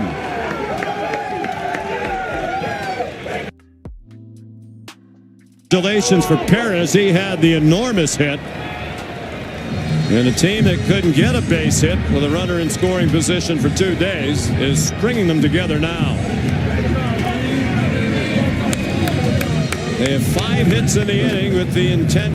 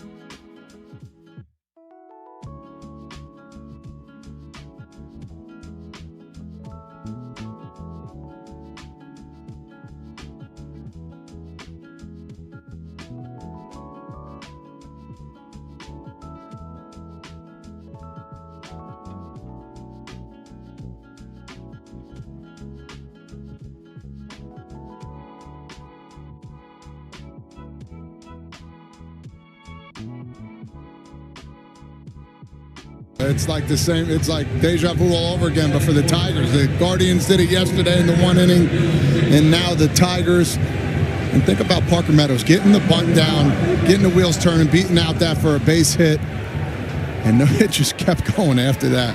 It's contagious. Again, we talked to A.J. Hinch before the game. What do you do when your team can't get hit with runners in scoring positions? You encourage them to swing at better pitches. They also said, the bunt might be in play again today.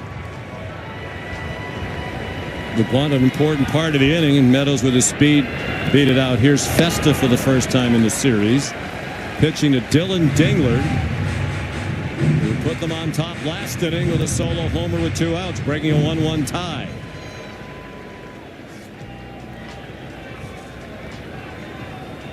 That came against Cantillo, who's the pitcher of record.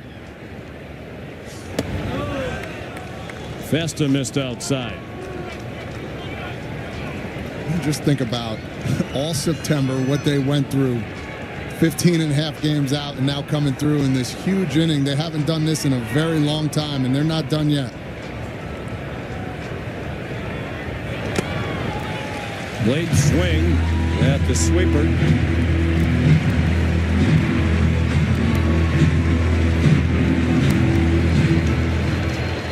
With Festa, you're going to see a lot of sweepers, fastball sweeper guy.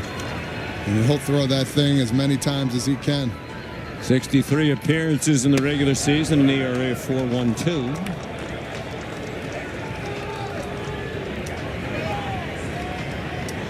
He is the 6th pitcher of the day for the Guardians. Bullpen so outstanding, particularly yesterday.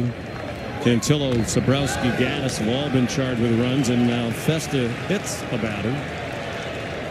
3-2 pitch to Dingler. And the Tigers have batted around.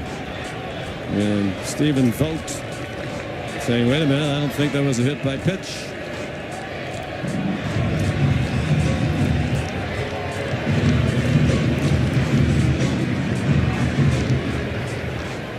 They thought it hit the butt of the bat. Take a look, his hand's above the knob there. Oh, yeah. From that angle, it looks like it.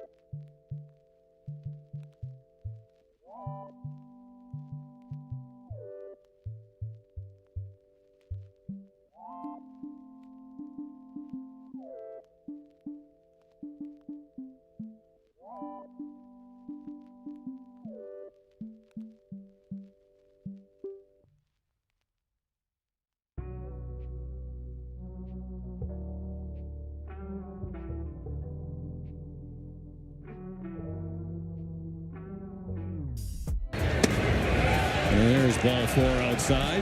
Instead of a hit by pitch, it's a walk to Dingler.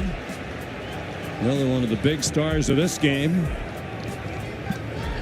So the bases are loaded and still only 1 out.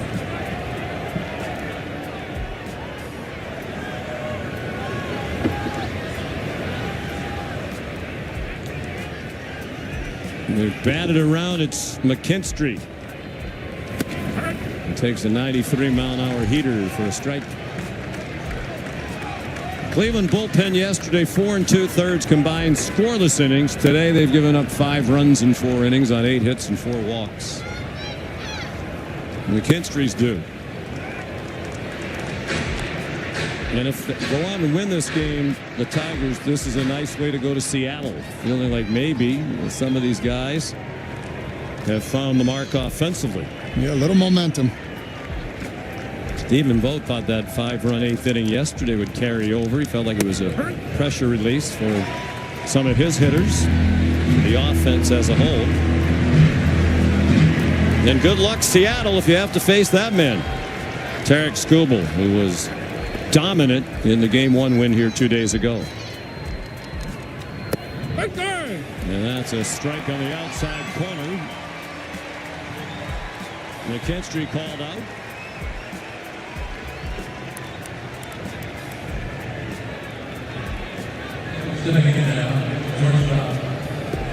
Second out of the 7th inning.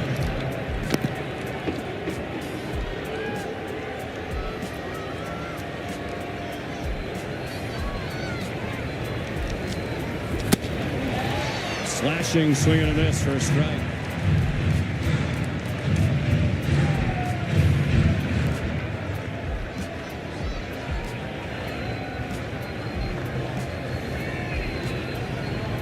Baez double to get this inning started.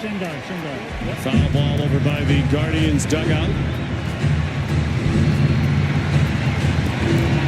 Baez 5 for 10 in the series.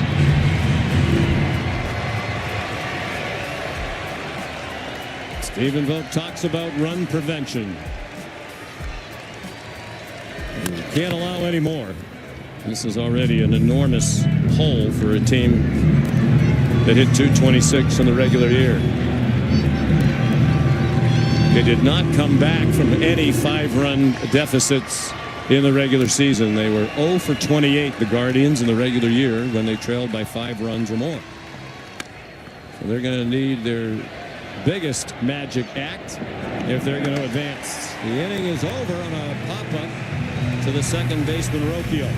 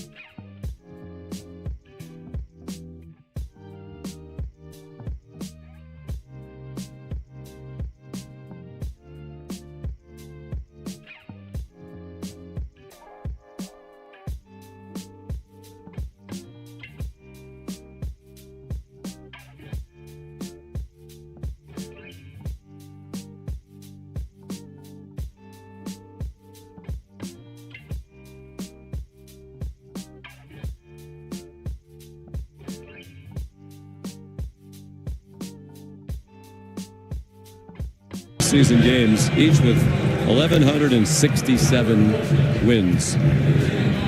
That's unbelievable. That is really remarkable. Talk about two teams that are very comparable. That's kind of spot on. Historic comebacks are us. We shall see. Here's Tyler Holton, the third pitcher for Detroit. Got another beautifully pitched game from Jack Flaherty and Kyle Finnegan. Finnegan faced 4 batters, retired them all. So now Holton facing Kyle Manzardo, who hits a fly ball to right, and it's caught by Perez. Manzardo 0 for 2 with a walk. Holton's appearing for the second time in this series. If you're the Tigers and Holton, you can take a couple chances here. Throw fastballs in the spots you want to. Maybe take a chance or 2. 5 runs is huge, especially when these two guys play each other. Chase DeLauder sends one out of play to the left. He singled to right in the second. His first major league hit in his second game, both in the postseason. He grounded into a double play in the fourth. That's the inning when they look like they might have the rare big inning.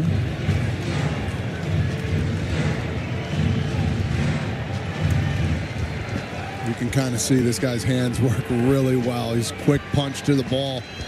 He's going to be a great hitter if he stays healthy. I've been waiting for him for a while. Drafted in 2022. He strikes out.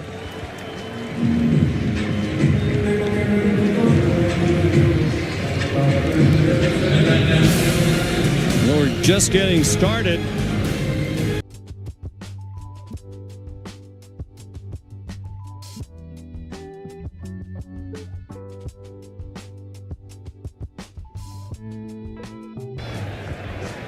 Two rookie pitchers squaring off in that one. Bounding ball and a base hit. Arias has a hit. He's had a quiet series with the bat. A two-out base runner here in the seventh. Connolly early for Boston tonight. The lefty came up late in the year and has impressed against Cam Schlittler, who grew up in beautiful Walpole, Massachusetts, a Red Sox fan, pitching for New York tonight.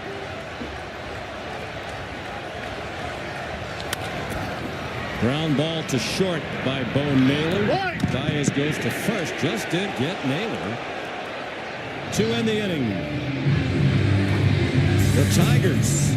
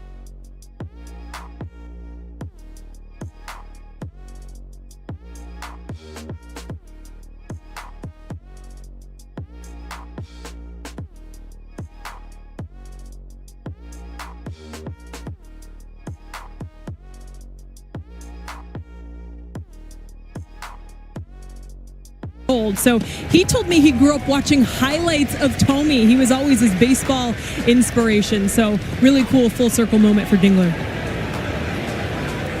Jim Thome, number 25. His number up there. There's also a statue here for him. High fly to right by Parker Meadows, handled by George Valera. But Meadows moved out of, there's the Jim Thome statue. Moved out of the leadoff spot, has had a Nice game today. He was a terrific player. They've had a lot of them here over the years. Great person, too. Jim told me. I hope he gets to meet him one day. He's an absolute stud of a person. Jacob Junis is the pitcher. So you're obviously relying on his reputation if you haven't met him. Of course. No, I've met him a couple times. Oh, I thought you said you hadn't met him. No. When I was with the White Sox, came over, gave me a couple compliments. And my dude, coming from you, I'll take every single one of those. He's massive hands, forearms. He hit some absolute monster home runs here, too. Had some terrific teams in those days when he was here. Junis got a generous strike call in the inside corner to Gleyber Torres. They're going to pitch down and away. The Junis family will be watching the game tonight, the Red Sox-Yankee game, with some interest. His brother Noah is the bullpen coach for the Red Sox AAA team in beautiful downtown Worcester, Massachusetts, the U-Sox. Torres thrown out on the grounder on the left side of the infield. That'll be interesting to watch tonight. Two rookie pitchers. Yankees won last night. Felt like the Red Sox missed a lot of chances there. Duran a drop fly ball. Rafaela didn't get a bunt down. Eaton didn't score on a play when it looked like he might have. A lot of little things could have made that outcome different last night. You got Cam Schlitter on the mound. Tall in stature. Throws the ball hard. We know the Red Sox, a couple of guys don't like that hard heat, so we'll see if they can catch up to it tonight. It seems like you're making the homer pick and going with the Yankees. Never said that. No. You're putting words in my mouth. I'm just telling you. I think it's going to be most likely another one-run game. These games are always pretty close.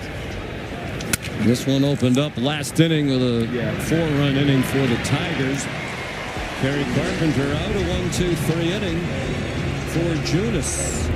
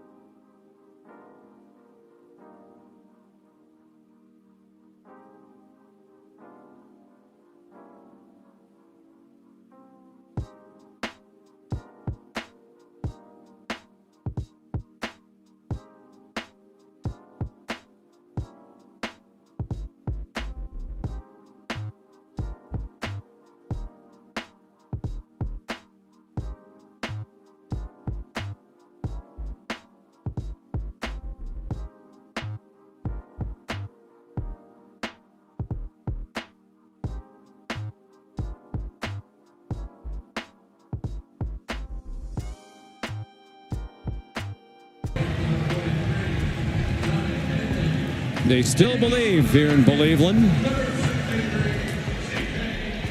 But hope is faint. The Guardians down by 5 The bottom of the 8th inning, here's the veteran Tommy Kahnle making his first appearance of this series. And he induces a swing and a miss by C.J. Kafis. He will throw that changeup almost 90% of the time. You can even sit on it. Still very hard to hit. But he's known for those changeups.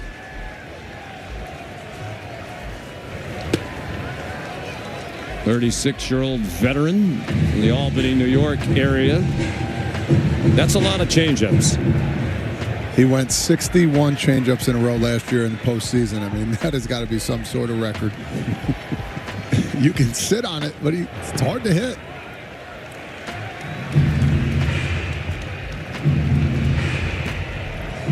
He comes with full force, and it looks like every time he's going to throw that fastball and just bam, falls right off the table. He's developed a really good idea of how to throw that pitch. For a while, he was closing games for them.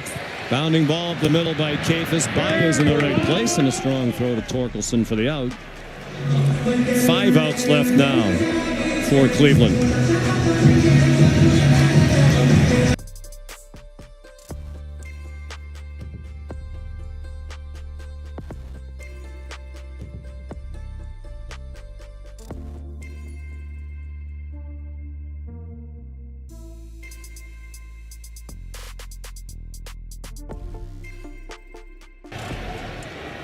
They ignited a 5-run rally in the 8th inning yesterday. Swings and misses at the changeup. Now, would you be sitting on that changeup, or you're thinking, hey, well, after 61 in a row, well, it looks like a changeup grip there. He'll let you know it's coming, too. I think the hardest part about hitting it is the spin. Usually you could pick up the spin or the tilt on the ball. You can't. Everything looks like a fastball out of his hands. And then you're ready for it, and then it just falls off. I mean, here it comes again. I mean, 90% of the time.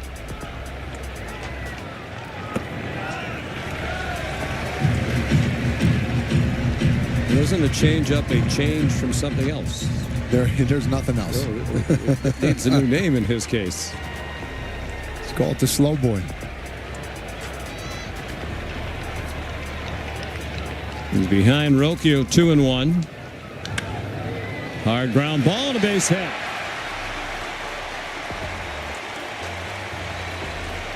Well, if this is the end of the year for Rocchio, he has finished with a flourish after a couple of stints, 6 weeks in AAA during the year. He may not go back there anytime, maybe ever again. No, he's made a name for himself.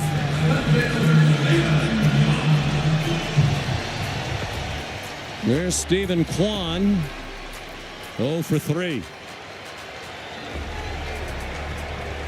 That's just the one hit in the series, that double during the 5-run 8th yesterday. Up and away for ball 1.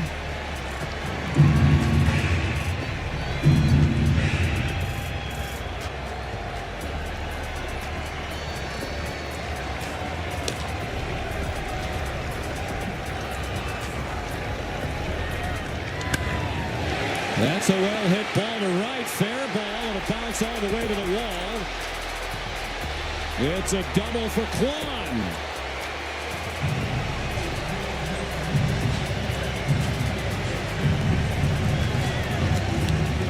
As we've learned all season long, you count out these Guardians at your own risk. Yeah, with that changeup that Tommy throws a lot, sometimes it hangs up there. Kwan sees it up. That's a pitch he loves to hit. Keeps the hands inside the ball. Oh, what a sweet swing right there. Finds it. It seems like when Kwan is right, he's driving that ball down the line. You see Perez getting that ball in as fast as possible.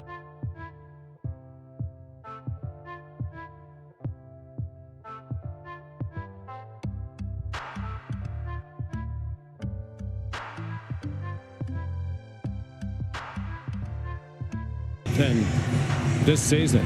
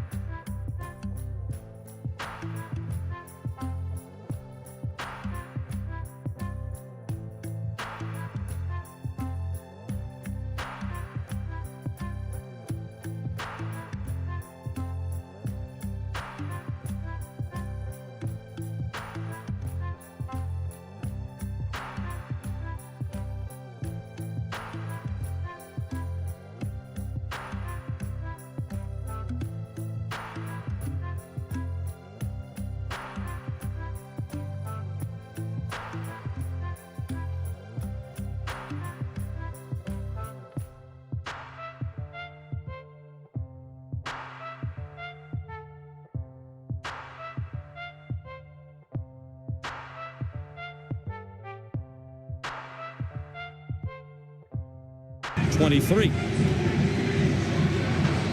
in 30 save opportunities. He's a strikeout pitcher, 75 and 68 2/3 in the regular season.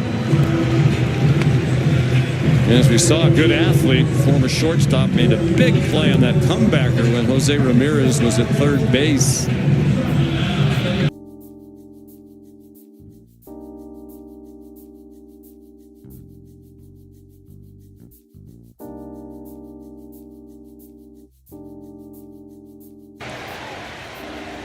Here's Valera. He's had some good at-bats in this series,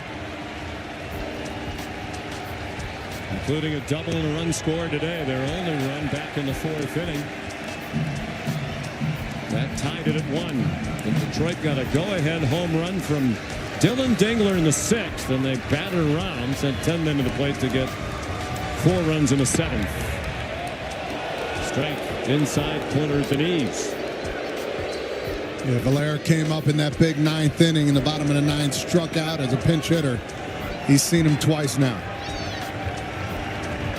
This is just Cleveland's second at bat with a man in scoring position today. They're 1 for 1. Now you see that slider pitch inside. You might want to back off the plate just a little bit if you're Valera so you can see it a little bit longer. It's a really good pitch by Vest. This is their bulldog right here. They're going to ride him out to finish this game. 91, it just missed. It's remarkable all the opportunities Detroit's had with runners in scoring position. And Cleveland had only 3 yesterday. They went 2 for 3. And only 1 today, 1 for 1. Strike 3 call.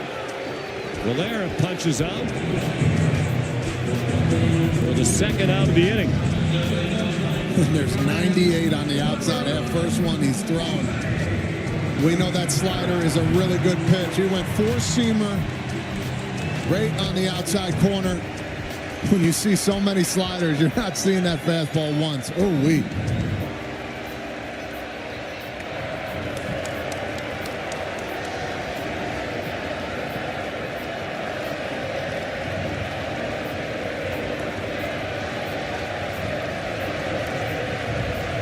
Ramirez with first base open. In a have-to-have-it spot for Cleveland. Vest working carefully to him.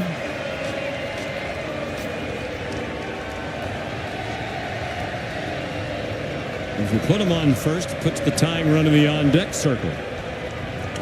Al Manzardo, the lefty, is on deck. Left-handed hitter. Ramirez takes ball 3 outside.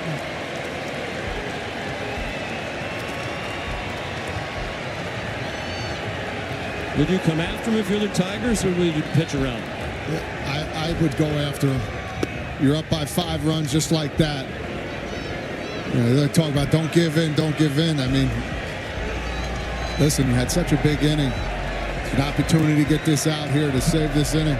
Go ahead.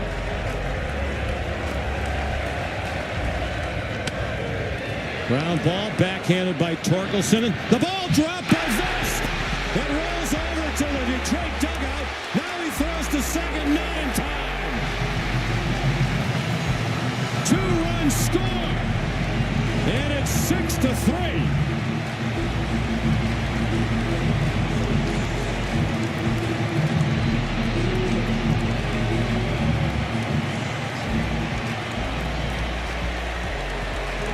Well, talking to A.J. Hinch about the play Vest made in Game 1 on the comeback, he said, I was so glad it was him. He's a terrific athlete, a very good fielder, a former shortstop. That one hit him right in the glove. Yeah, he just dropped it. Let's see. Oh, yeah, just dropped it. Went right in the glove, hit right off his face after the throw. They might challenge this play at second, and it would be a huge call. Ramirez, he's out. Called safe. But that's going to be overturned on a challenge. a throw. I mean, we talked about, you said it. Used to be a shortstop, threw an absolute dart to second base. Oh, man. We've seen it all here, Sean. Yep, that's a huge development. Call overturned, so Vest atoning in part.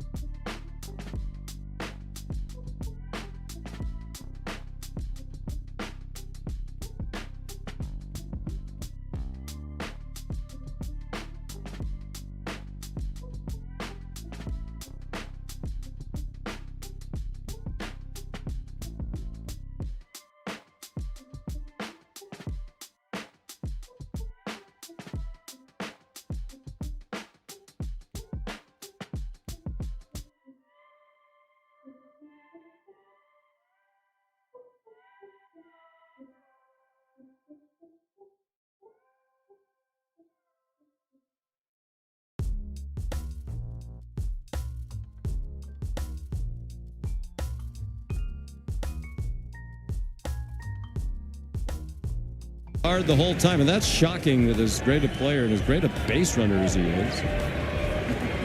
And Vest took advantage of it. You can't jog and assume anything in that situation. Cade Smith is the new pitcher, their closer. He's working in every game. Then again, Vest made a remarkable play. You know, maybe Ramirez doesn't know the history, but that's a couple of times Vest and Ramirez in big plays on the bases. The comebacker in game one. And some question Ramirez for taking off, but they had the contact play on in game one. Steve Vogt says as soon as you see the ball go down into the ground, you're taking off. You don't know it's going to be right back to the pitcher. Swing and a miss. Perez strikes out.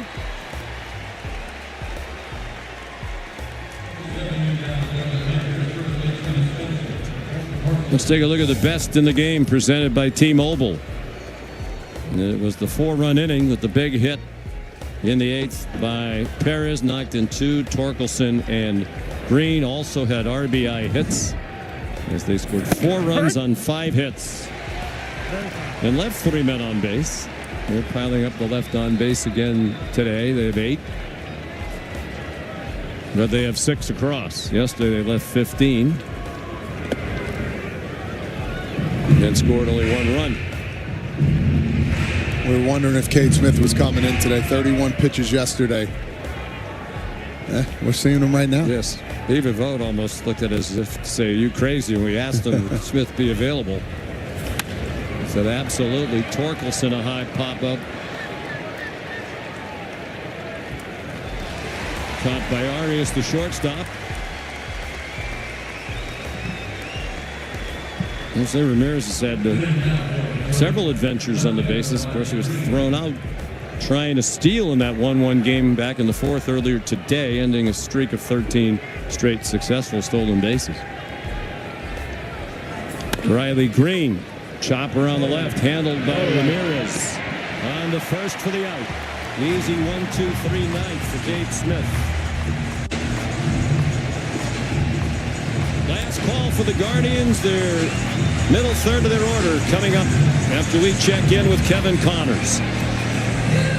All right, Sean, the Tigers 3 outs away from closing things out. And as you said so well off the top, an historic day, 3 winner-take-all game 3s, and they are underway right now at Wrigley Field. Let's show you what's going down between the Padres and the Cubs. Jamison Tyone, dynamite to start. Yeah, he started nasty with that sweeper, using it on the back end there, Fernando Tatis, and then painting with that cutter. That's the momentum builder, right? How does your starter get you going in the top of these innings? Hunter Pence after a Kyle Tucker single. That's Seiya Suzuki. Yeah, they string together some big hits right here. Suzuki gets it going, and the Cubs getting to you, Darvish here.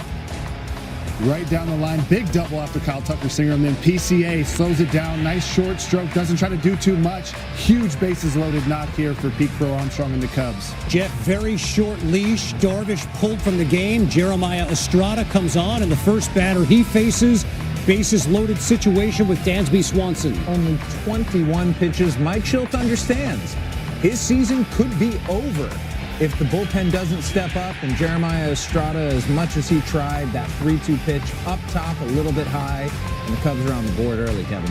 2-0 lead, bottom 2. They've moved to the top of the third inning after Estrada got out of the jam with a big double play. Michael Busch hits into it. 2-0 game.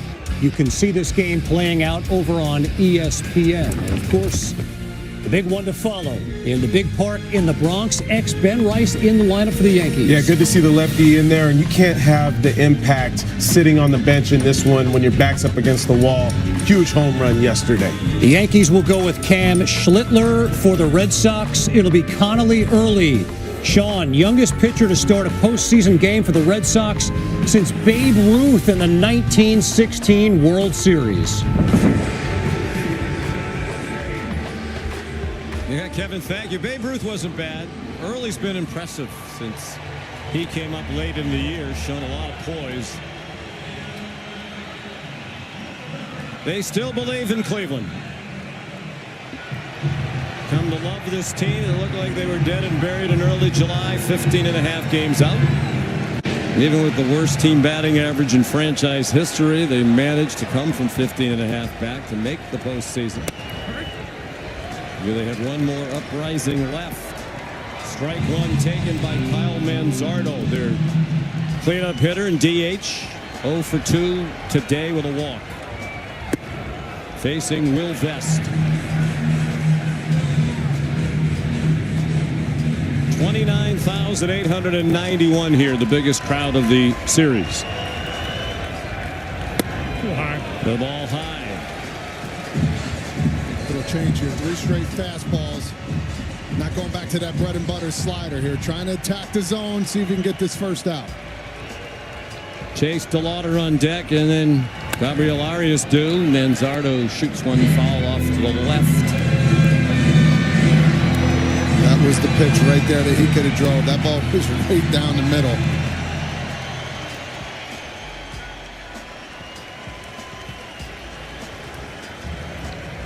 The pitch chopped up the middle. Baez to first for the out. What a nifty play. Oh my, going across the diamond. He's been the star of this series. Oh man. Hitting, his defense, his tags. He's always been known to get that sharp slap tag down. Look at his ball right all the way behind him. Comes across. Usually you flip all the way around and throw the ball.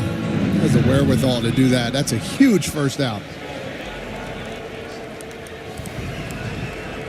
So here's DeLauder in his second major league game. Got his first big league hit in the second. A single to right off Jack Flaherty. Kyle Finnegan would be the winning pitcher if Vest can finish it and get 2 saves in the 2 wins in this series for Detroit. Loss would go to Joey Cantillo, but still 2 outs left for the Guards.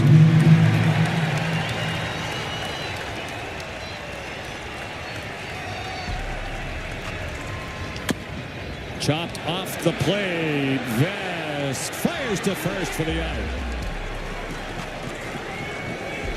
Well, that drop throw at first was definitely an aberration. He was otherwise put on a clinic for fielding by a pitcher. Delauder retired. Stephen Vogt said no matter what happens with him today, no matter how longer their season goes this season, they are very excited about what he's going to bring in the future. And you can see the talent. Yeah, very much so. Really good out there as a pitcher and as a fielder, making the great plays. So now the Tigers 1 out away from victory. Daniel Schneemann pinch hitting. He took ball 1 outside.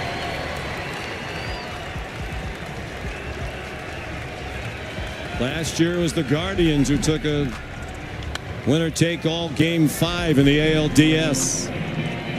Lane Thomas, the big grand slam. Now it's Detroit trying to win this deciding Game 3 of the Wild Card Series. Two teams that never met in the postseason prior to last year. Two very entertaining series.